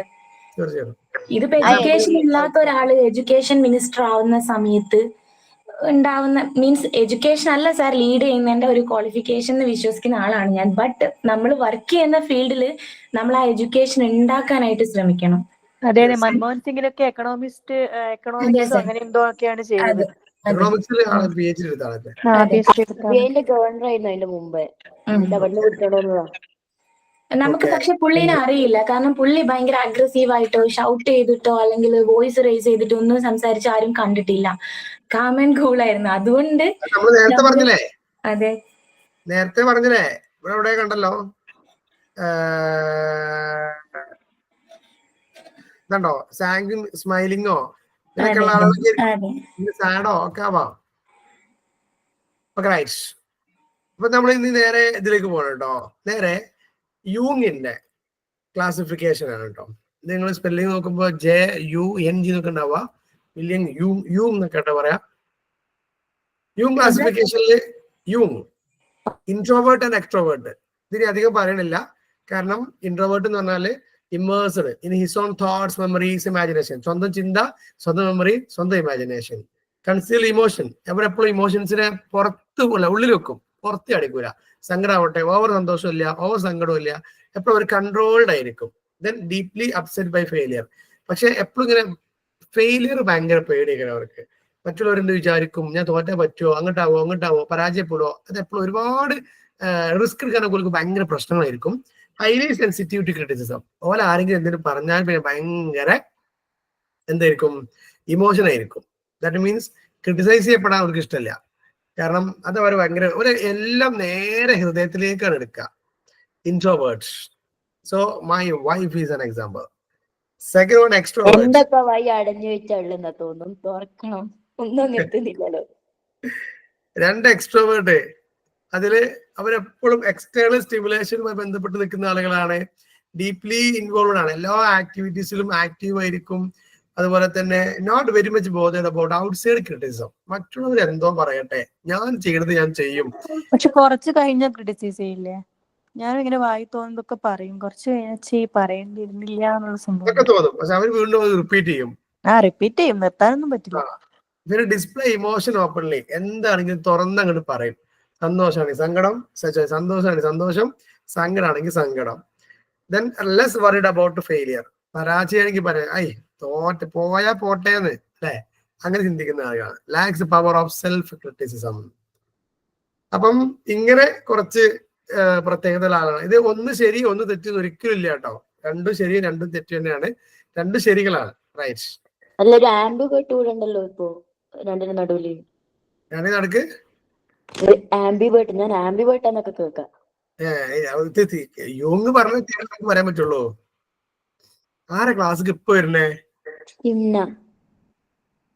ആ പുറത്തേക്ക് കുറച്ചു നേരട്ടാ. ഒരു 4 ഏത്തട്, ഒരു 10 ഏത്തട് കയറിയാ മതി ഇങ്ങോട്ട്. ഞാനൊരു മൈക്കോണാക്കുന്ന കൂട്ടത്തിൽ കേറ്റിയതാ. ഇങ്ങനെ അത് കറക്റ്റ് ലൊക്കേഷനിൽ വന്നേ. Okay. Trait approach to personality. ഇനി ട്രേറ്റ് അപ്രോച്ച് ആട്ടോ. കാറ്റിലിന്റെ ആക്ച്വലി തിയറിയാണിത് ട്രേറ്റ് അപ്രോച്ച്. അപ്പൊ എന്താണ് ട്രേറ്റ് എന്നുള്ളതാണ് ആദ്യം പറഞ്ഞത്. What is the meaning of the term trait? Consistent characteristics of a person that is observed in a wide variety of situation ആണ്. അത് ഒരാളിൽ ഇങ്ങനെ സ്ഥിരമായി കാണുന്ന ഗുണങ്ങളെ അല്ലെങ്കിൽ ക്യാരക്ടറിസ്റ്റിക്കുകളൊക്കെ നമുക്ക് ട്രേറ്റ് എന്ന് വിളിക്കാൻ പറ്റാം. പേഴ്സണാലിറ്റി ട്രേറ്റുകൾ intelligence, emotional sensitivity, ascendance, submission, irritability, warmness എന്നൊക്കെയുള്ള കുറെ സംഭവങ്ങളാണ്. പ്രധാനമായിട്ട് ഇന്റലിജൻസ്, പേഴ്സണാലിറ്റി അല്ലെങ്കിൽ നമ്മുടെ ഇമോഷണൽ എന്താ പറയാ എക്സ്പ്രഷൻ, ഇതൊക്കെ നമ്മുടെ പേഴ്സണാലിറ്റി ട്രേറ്റ്, പേഴ്സണാലിറ്റിയുടെ ഭാഗമായിട്ടുള്ള നമ്മുടെ ക്വാളിറ്റീസ് ആണ്. ദെൻ കാറ്റിന്റെ ട്രേറ്റ് അപ്രോച്ച് തിയറി ഉണ്ട്. അതാണ് ഇതിൽ വരുന്ന ബാക്കിയുള്ള കുറച്ച് ഭാഗങ്ങൾ. So Cattell identified 12 independent and 4 secondary trait. 12 independent ആയ 4 സെക്കൻഡറി ട്രേറ്റുകൾ അദ്ദേഹം കണ്ടുപിടിച്ചിട്ടുണ്ട് എന്നാണ് പറയുന്നത്. അതില് ദി 16 പേഴ്സണാലിറ്റി ഫാക്ടേഴ്സ് ആർ എന്തേനോ 16 പേഴ്സണാലിറ്റി ഫാക്ടേഴ്സ് ആർ ബൈപോളാർ. അഥവാ 2 പോൾ. ഇതല്ലേ നമ്മൾ 2 മാർക്ക് അങ്ങോട്ടും ഇങ്ങോട്ടും ആരോ മാർക്ക് ഇടൂ അല്ലേ? 2 വേ അങ്ങനെ കേട്ടോ വരേണ്ടത്. ഞാൻ ജസ്റ്റ് ഹൈഫൺ ഇട്ടേ. ഇത് നമ്മൾ ടെക്സ്റ്റ് നോക്കണേ. എന്താ അതോ ഈ 2 ഇതും തമ്മില് ഇത് നോക്കണേ ഒക്കെ ഇങ്ങനെ പിന്നെ ഓപ്പോസിറ്റ് ആക്കരാം. ബൈപോളർ ആണ്. 2 അങ്ങോട്ടും ഇങ്ങോട്ടും ഉണ്ടാകുന്ന പറയണേ. 2 വശങ്ങളാണ്. ടെക്സ്റ്റിലുള്ളത് 2 ഭാഗത്തും 6 മാർക്ക് ഇട്ട പോലുള്ള സിമ്പിൾ ഇല്ലേ ഹൈഫൺ മേ, അങ്ങനെയാണ് ഉള്ളത് കേട്ടോ. ഞാൻ ആ ഒരു സിമ്പിൾ അല്ല ഇവിടെ ഇട്ടേ. ശരി, അങ്ങനെ ഇടണം. അപ്പം അത് ഒന്ന് genial or friendly and hostile. 2 intelligent, stupid. ഇത് നിങ്ങൾ ഓരോ നോക്കൊണ്ടു എല്ലാത്തും ഇങ്ങനെ ഓപ്പോസിറ്റ് ആണ് വരിക കേട്ടോ. Intelligent, stupid. Emotionally stable, changeable. Emotionally changeable ആയി. Dominant, submissive. Cheerful and happy. Sensitive, hard boiled. Thoughtful, aesthetic. Boorish എന്നതിന്റെ പ്രൊണൗൺസിയേഷൻ എങ്ങനെയാണെന്നുള്ളത് കറക്റ്റ് നോക്കിയിട്ടില്ല. ബോറിഷിന് ശരിക്കും BORE എന്നാണ് ബോർ എന്നുള്ള വാക്ക്. ബോറിഷ് എന്നുള്ളതായിരിക്കണം. Rude or horse.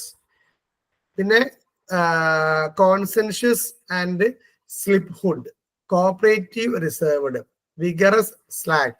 Hyper sensitive and phlegmatic. Friendly, suspicious. ഇങ്ങനെ അദ്ദേഹത്തിന് കുറെ ടേംസ് ആണ്. അഥവാ 16 പേഴ്സണാലിറ്റി ഫാക്ടേഴ്സ് പറഞ്ഞു വെച്ചിട്ടാണ് അദ്ദേഹം. കാറ്റിന്റെ തിയറിയാണ് ഇതൊക്കെ. ഡുവൽ ദാറ്റ് മീൻസ് ഡുവൽ എന്നല്ല, ബൈപോളാർ ആണ്. രണ്ട് വശങ്ങളാണ്. ഒരു അഥവാ ഒന്ന് പോസിറ്റീവും ഒന്ന് നെഗറ്റീവും. ഇങ്ങനെ നമുക്ക് ഒരുപാട് പേഴ്സണാലിറ്റീസ് ഉണ്ട് എന്നാണ് അദ്ദേഹം പറയുന്നത്. ഒക്കെ ഓപ്പോസിറ്റ് പേഴ്സണാലിറ്റീസും വരും എന്നാണ് അദ്ദേഹം പറയുന്നത്. പിന്നെ അദ്ദേഹത്തിന് രണ്ട് ടേംസ് ആണ്, സോഴ്സ് ട്രേറ്റ്, സർഫേസ് ട്രേറ്റ്. ട്രേറ്റുകൾ രണ്ട് ഭാഗങ്ങളായി തിരിച്ചിരിക്കുന്നത്. സോഴ്സ് ട്രേറ്റ് എന്ന് പറഞ്ഞാൽ ഡീപ്ലി യൂണിറ്റി അല്ലെങ്കിൽ പിന്നെ നമ്മുടെ ഉള്ളിലുള്ളതാണ്, ഇന്റേണൽ ആണ്. സർഫേസ് ട്രേറ്റ് എന്ന് പറഞ്ഞാൽ ഈസിലി ഒബ്സർവബിൾ ആണ്, നമുക്ക് പെട്ടെന്ന് കാണാൻ കഴിയുന്നതാണ്. നമ്മൾ ഉള്ളിൽ വെച്ച കുറെ ട്രേറ്റുകൾ ഉണ്ടാവും, പുറമെ നമ്മൾ ഷോ ചെയ്യുന്ന ട്രേറ്റുകളും ഉണ്ടാകും. ദെൻ ഐസെങ്കിന്റെ type cum approach to personality ആണ്. ഐസെങ്ക് എന്നാണ് കേട്ടോ, അത് വായിക്കാം. So he provides a hierarchical type approach. He describe 3 basic categories of personality. അദ്ദേഹത്തിന്റെ 3 ടൈപ്പ് ഓഫ് പേഴ്സണാലിറ്റി ആണ്. Extroversion versus introversion, neuroticism stability, psychoticism normality. അഥവാ എക്സ്ട്രോവേർട്ട്, ഇൻട്രോവേർട്ട്. അത് നമ്മൾ നേരത്തെ കണ്ടു, നമ്മൾ ഒരുപാട് ഡിസ്കസ് ചെയ്തു അല്ലെ, എക്സ്ട്രോവേർട്ട് എന്താ, ഇൻട്രോവേർട്ട് എന്താന്നുള്ളത്. പിന്നെ അദ്ദേഹം പറയുന്നത് രണ്ടാമത് neuroticism versus stability. Versus means ഞാൻ ഒരു ഇതിനെ വെറുതെ പറഞ്ഞതാണ് കേട്ടോ, സ്റ്റെബിലിറ്റി.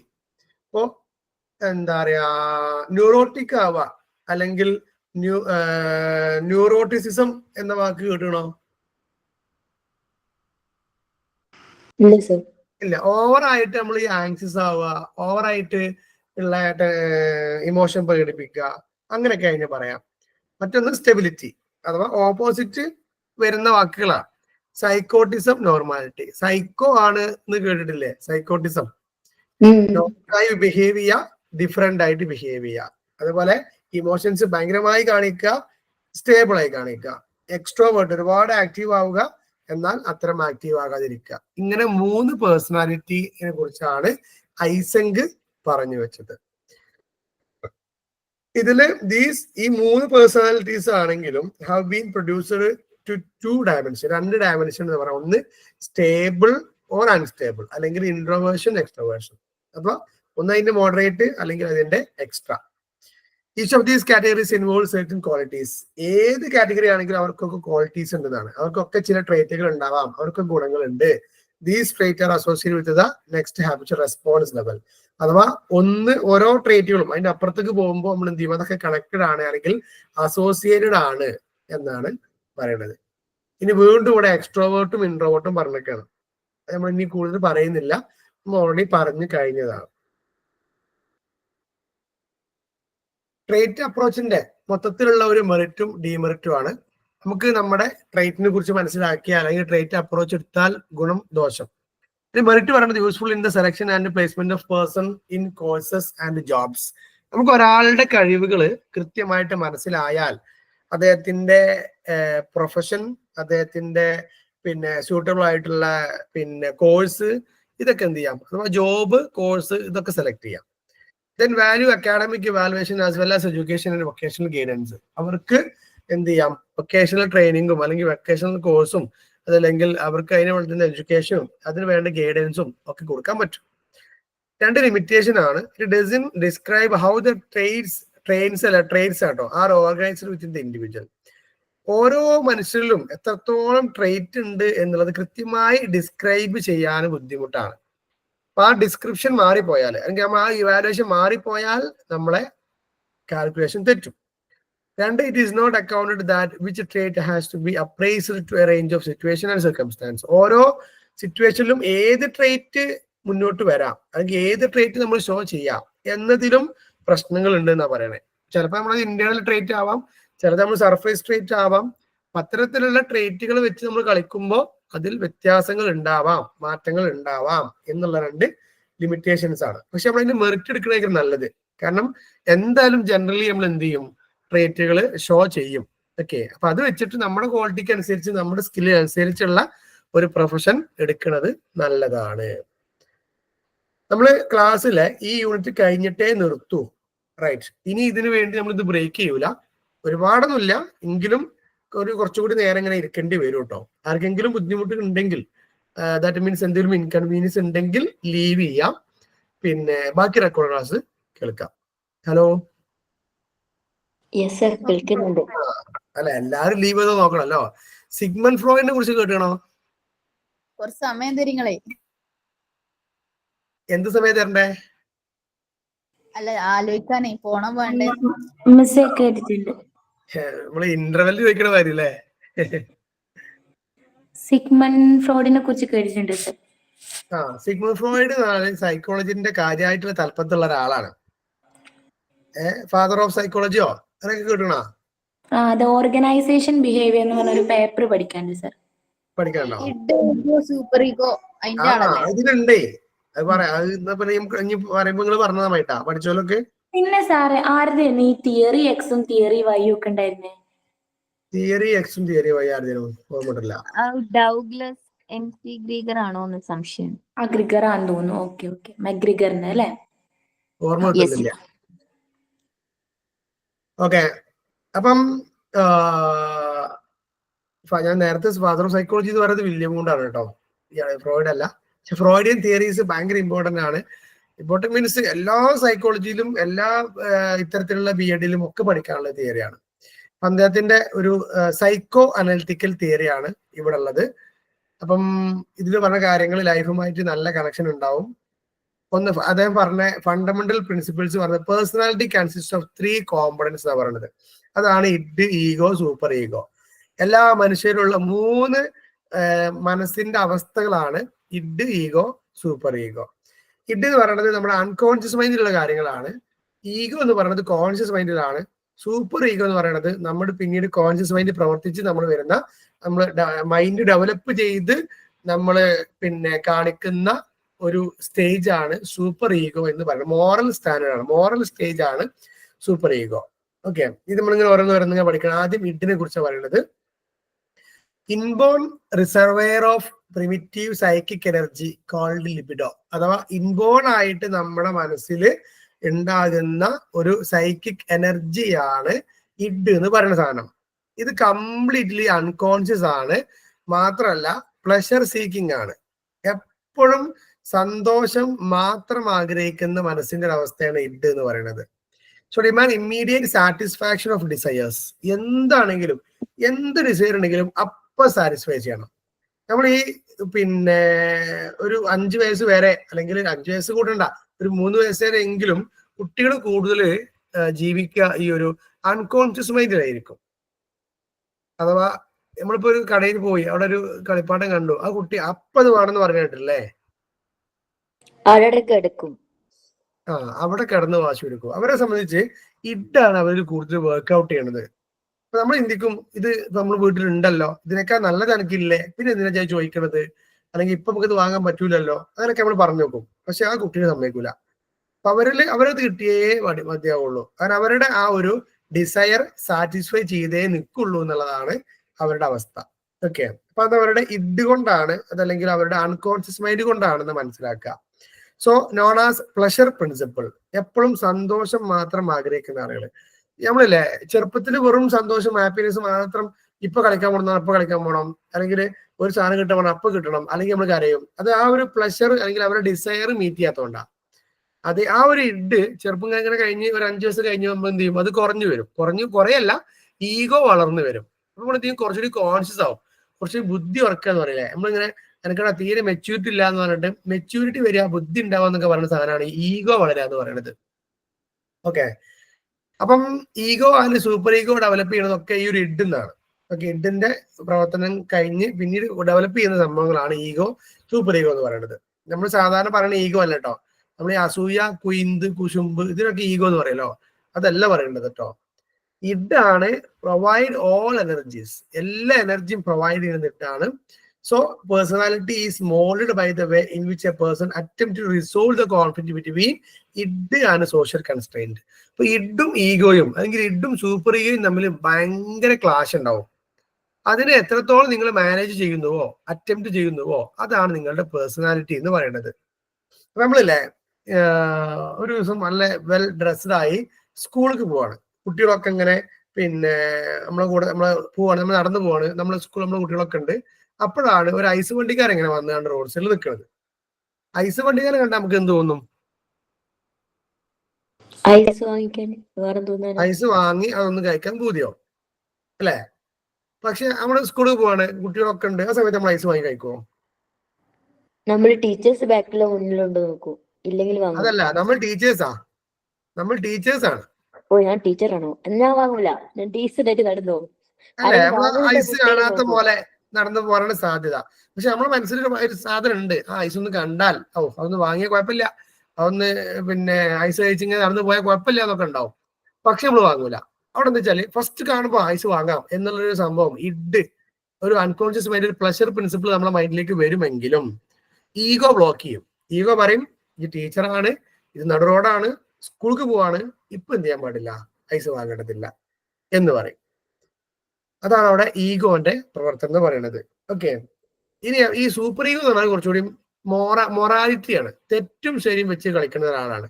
ഈ മതബോധം അല്ലെങ്കിൽ തെറ്റ് ശരി ഇങ്ങനെ മാത്രം ചിന്തിക്കുന്ന ഒരാളാണ്. ഓക്കെ, ബാക്കി നമുക്ക് ഇങ്ങനെ വരുമ്പോൾ പറയാം. ഈഗോ എന്ന് പറയുന്നത്, ഈഗോനെ വിളിക്കുന്ന പേര് വെച്ചാല് മനസ്സിന്റെ പോലീസ് എന്നാണ് ഈഗോനെ വിളിക്കല്. മനസ്സിന്റെ ചാഞ്ചാട്ടങ്ങളെ നിയന്ത്രിക്കാൻ വേണ്ടി നമ്മളെ കൺട്രോൾ ചെയ്യുന്ന ഒരാളാണ് ഈഗോ എന്ന് പറഞ്ഞാൽ കേട്ടോ.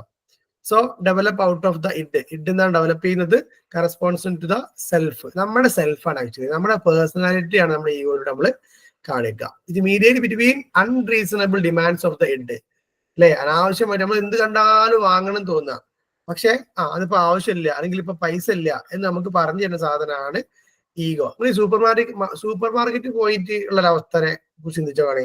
നമ്മളിങ്ങനെ നടന്നു പോകുന്നു, ചുറ്റുഭാഗം ഒരുപാട് സാധനങ്ങള്.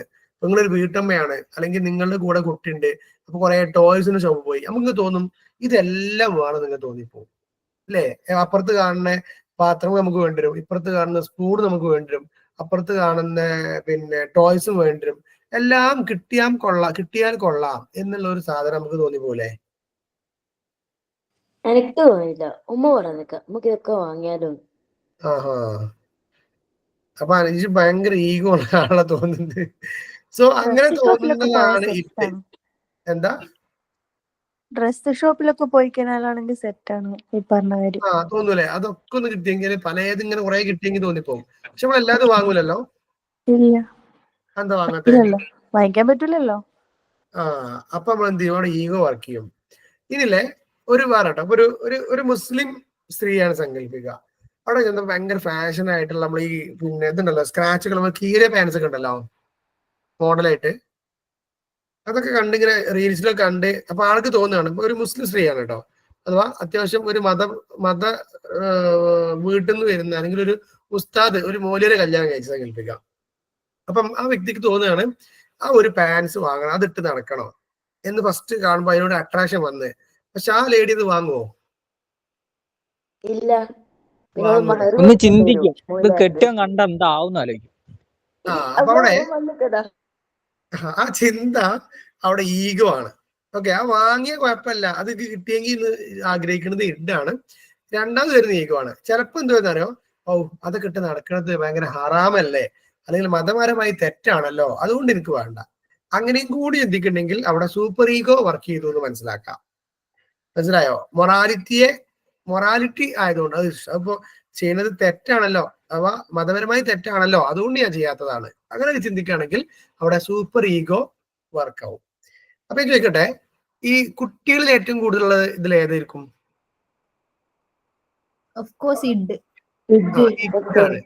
ഓക്കെ, ഇനി നമ്മൾ അധ്യാപകരിലാണെങ്കിൽ ഏതായിരിക്കണം? Super ego. ഈഗോ വേണം, കൂടെ സൂപ്പർ ഈഗോ കുറച്ചുകൂടി വേണം. മൊറാലിറ്റി ഉണ്ടല്ലോ, ശരിയും തെറ്റും പറഞ്ഞു കൊടുക്കണ്ടേ? കൂടുതലും ഈഗോ ആയിരിക്കും.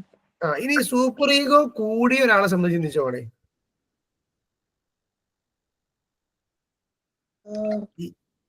ഈഗോ ഒന്നുമല്ല, ഫുൾ സൂപ്പർ ഈഗോ ആണെങ്കിലോ അയാള് ഫുള്ളില് എന്ത് കണ്ടാലും അതിന്റെ ശരിയും തെറ്റും നോക്കി പോണ ആളായിരിക്കും.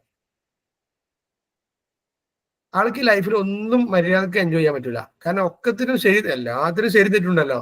അയാൾ അതിന്റെ ഒക്കെ തെറ്റും ശരി നോക്കി നടന്ന് ആ തെറ്റിങ്ങനെ ഹൈലൈറ്റ് ചെയ്ത് മനസ്സിലിട്ട് കൊണ്ട് നടന്ന് ഒന്നും ചെയ്യാൻ പറ്റാത്തൊരവസ്ഥ വരും. ഒരു ടൂറൊക്കെ പോവാണെങ്കിൽ എപ്പോഴും ചിന്തിക്കും അതിന് ശരി തെറ്റും, അതിന് പൈസ ചെലവാക്കി അങ്ങനെ ആയില്ലേ, ഇതിപ്പോ ഇങ്ങനെ ആക്കി ഇങ്ങനെ ആവൂലേ, അതിപ്പോ ശരിയില്ലല്ലോ, ഇത് ശരിയില്ലല്ലോ. അങ്ങനെ ശരി തെറ്റ് ചിന്തിച്ചാൽ ആളെ ലൈഫാണ് കഴിഞ്ഞു പോകും. ഇനി ഇവിടെ 2 ടേംസ് ആണ് കേട്ടോ. ഒന്ന് ഹെൽത്തി ആൻഡ് ബാലൻസ്ഡ് പേഴ്സണാലിറ്റി ആണ്. അഥവാ ആരാണ് ഹെൽത്തി ആൻഡ് ബാലൻസ്ഡ് പേഴ്സണാലിറ്റി എന്ന് പറയുന്നത്? Who have strong ego which balancing the id and super ego. ഇപ്പൊ ഈഗോ സ്ട്രോങ് ആവണം, ഇഡിനെയും സൂപ്പർ ഈഗോയെയും ബാലൻസ് ചെയ്ത് നിർത്തണം. ഓക്കെ, നമ്മളിപ്പോ ഈ ഹണി റോസിന്റെയും ബോച്ചേന്റെയും ഒരു വിവാദം നടക്കല്ലേ? ഓക്കെ, അതില് ഹണി റോസിനെ പിന്നെ സപ്പോർട്ട് ചെയ്യുന്ന ആളുകൾ, ഇപ്പൊ മീഡിയാസ് ഹണി റോസ് എന്ത് വസ്ത്രം ധരിച്ചോട്ടെ അത് അവരുടെ റൈറ്റ് ആണ് എന്ന് ചിന്തിക്കുന്ന ആളുകൾക്ക് ഈഗോ ആണോ ഇഡാണോ സൂപ്പർ ഈഗോ ആണോ കൂടുതൽ?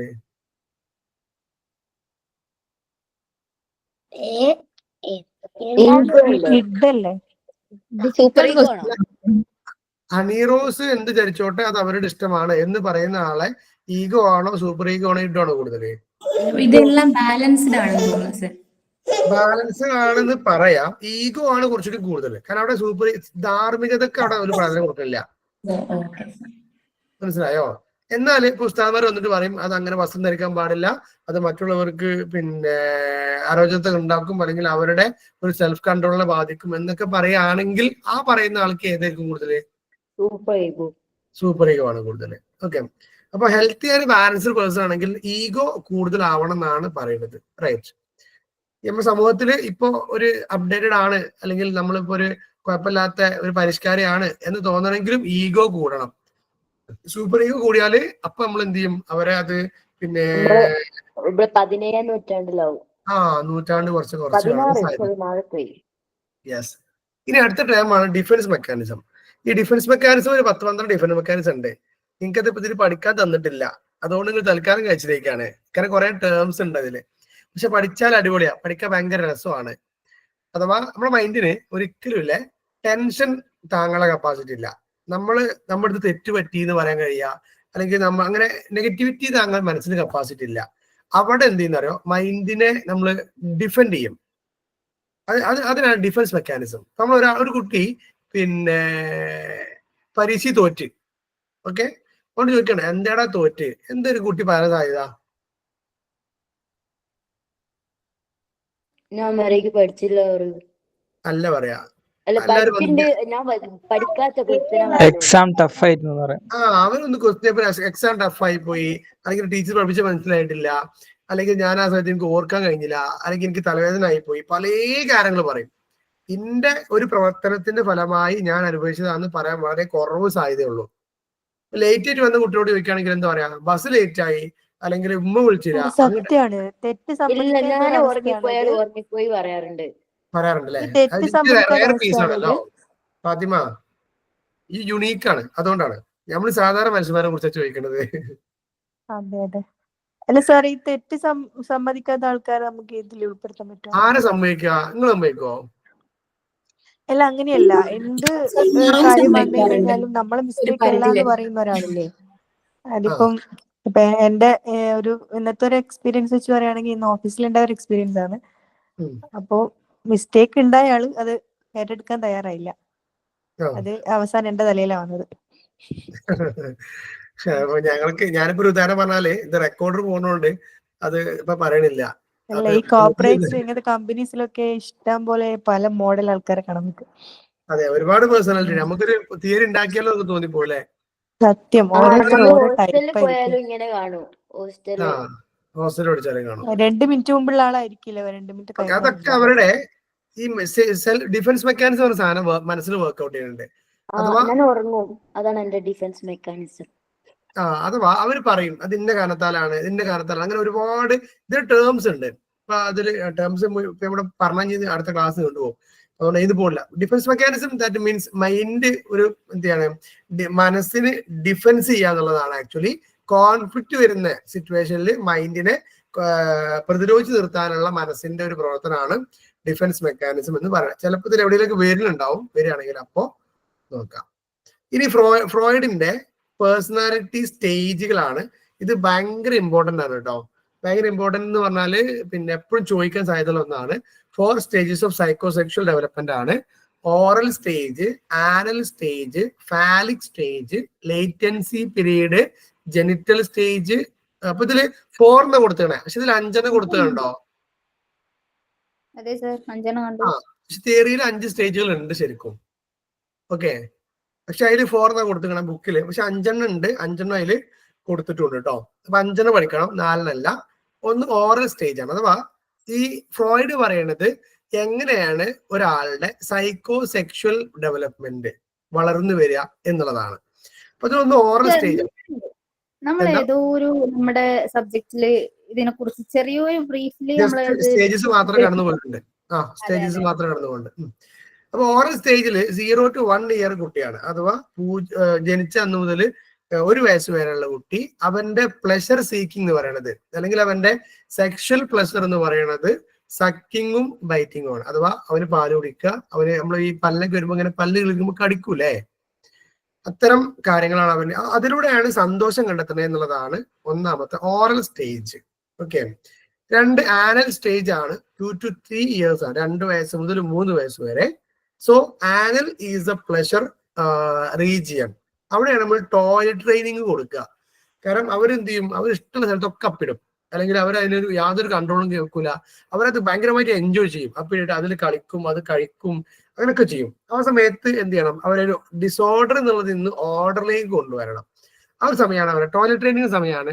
ജീവിതത്തിൽ പങ്ക്ച്വാലിറ്റി പഠിപ്പിക്കുന്നതും, അതല്ലെങ്കിൽ അവരുടെ സെൽഫ് ആയിട്ട് അവരെ എബിലിറ്റി, അവരെ എന്താ പറയാ സെൽഫ് റിലയന്റ് ആക്കുക, അതിനുള്ള ഒരു സമയമാണ് ശരിക്കും 2 to 3 ഇയേഴ്സ് എന്ന് പറയുന്നത്.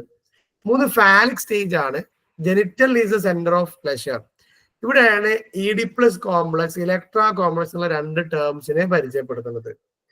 നിങ്ങൾ ഇതിനു മുമ്പ് കേട്ടിട്ടുണ്ടാവും, ഇഷ്ടംപോലെ എല്ലായിടത്തും കേട്ട സംഭവമാണ് ഈഡിപ്പസ് കോംപ്ലക്സും ഇലക്ട്രാ കോംപ്ലക്സും. അഥവാ ആൺകുട്ടിക്ക് അവന്റെ ഉമ്മയോട് എന്തുണ്ട്, ഒരു അട്രാക്ഷൻ ഉണ്ട് എന്നാണ് ഈഡിപ്പസ് കോംപ്ലക്സിൽ പറയുന്നത്.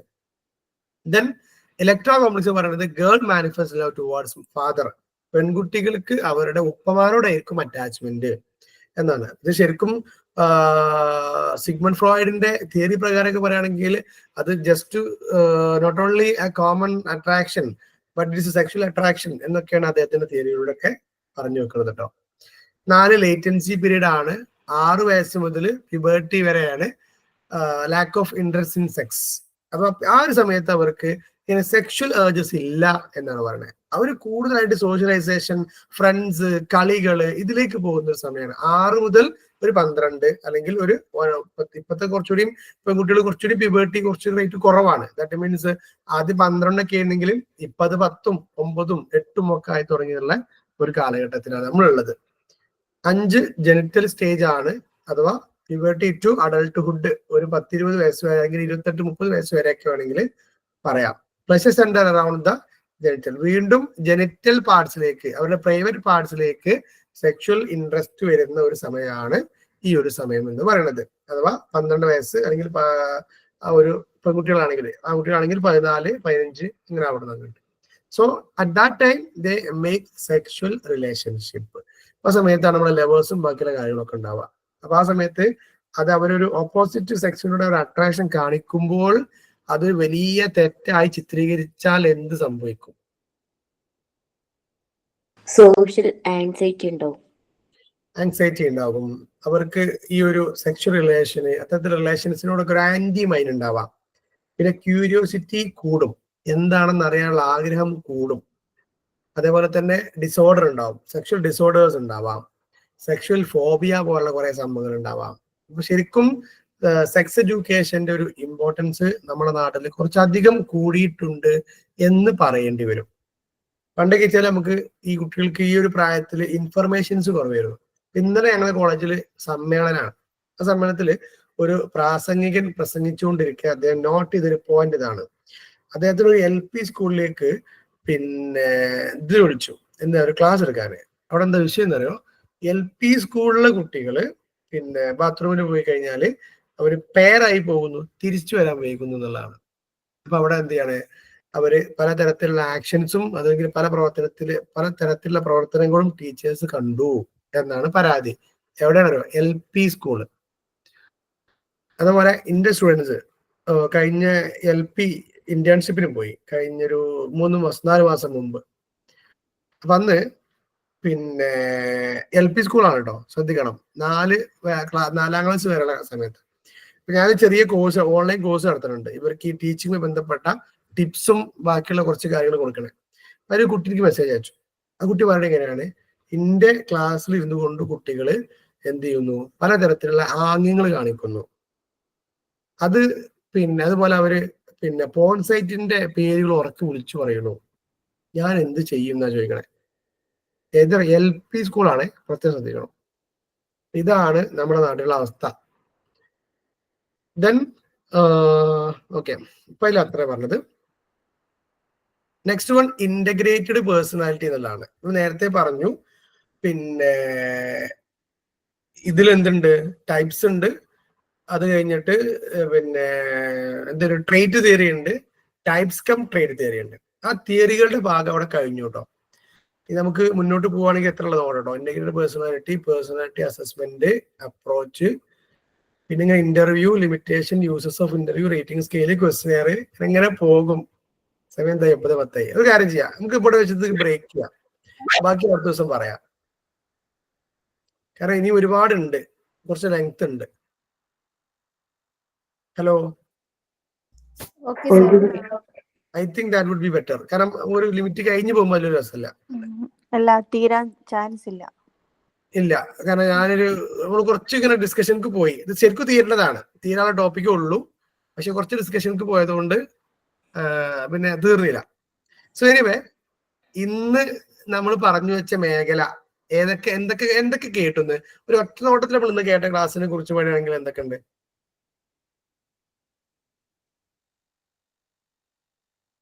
പേഴ്സണാലിറ്റിയിൽ വന്ന് കുറച്ച് തിയറീസ്. കാര്യമായിട്ട് പേഴ്സണാലിറ്റിന്റെ തിയറീസ് ആണ്. പല പേഴ്സണാലിറ്റി ടൈപ്പുകൾ കണ്ടു, അതിന്റെ പ്രത്യേകത കണ്ടു അല്ലെ. പിന്നെ ആ ട്രേറ്റിനെ കുറിച്ച് കുറച്ച് കാര്യങ്ങൾ പറഞ്ഞു. ഏറ്റവും അവസാനം പറഞ്ഞത് ഫ്രോയിഡിന്റെ സൈക്കോസെക്ഷൽ തിയറിയാണ്. അതിലുള്ള സ്റ്റേജസ് ആണ്, അതിന്റെ ഫീച്ചേഴ്സ് ആണ്. അതിൽ ആ തിയറി കുറച്ചുകൂടി എലാബറേറ്റഡ് ആണ് കേട്ടോ. ഇത് ഭയങ്കര ചുരുക്കിയുള്ള തിയറിയാണ്, നിങ്ങൾക്ക് ഇതിൽ ഇവിടെ കാണാൻ കഴിയുക. സോ എനിവേ, നമ്മൾ വിചാരിച്ച അത്ര ഇത് കഴിഞ്ഞില്ല, ലെങ്ത് കുറച്ച് കൂടി പോയതുകൊണ്ട്. സോ ലെറ്റ് മീ കൺക്ലൂഡ്, നിങ്ങളെ കൂടി പരിഗണിക്കുകയാണ്.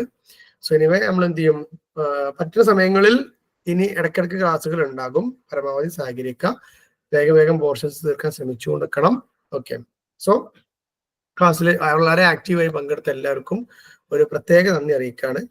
പിന്നെ യുവർ കമന്റ്സ് അല്ലെങ്കിൽ your participation, that is the fuel to go or to move forward. അതാണ് നമ്മുടെ വണ്ടിന്റെ ഒരു ഇന്ധനം എന്ന് പറയുന്നത്. So I want that energy, right? അത് നിങ്ങൾ തരും എന്നുള്ള വിശ്വാസം എനിക്കുണ്ട്. സോ ഇന്നത്തെ ക്ലാസ് നമ്മൾ എന്ത് ചെയ്യാണ്, ഇവിടെ അവസാനിപ്പിക്കുകയാണ്. Okay, thank you. Thank you sir.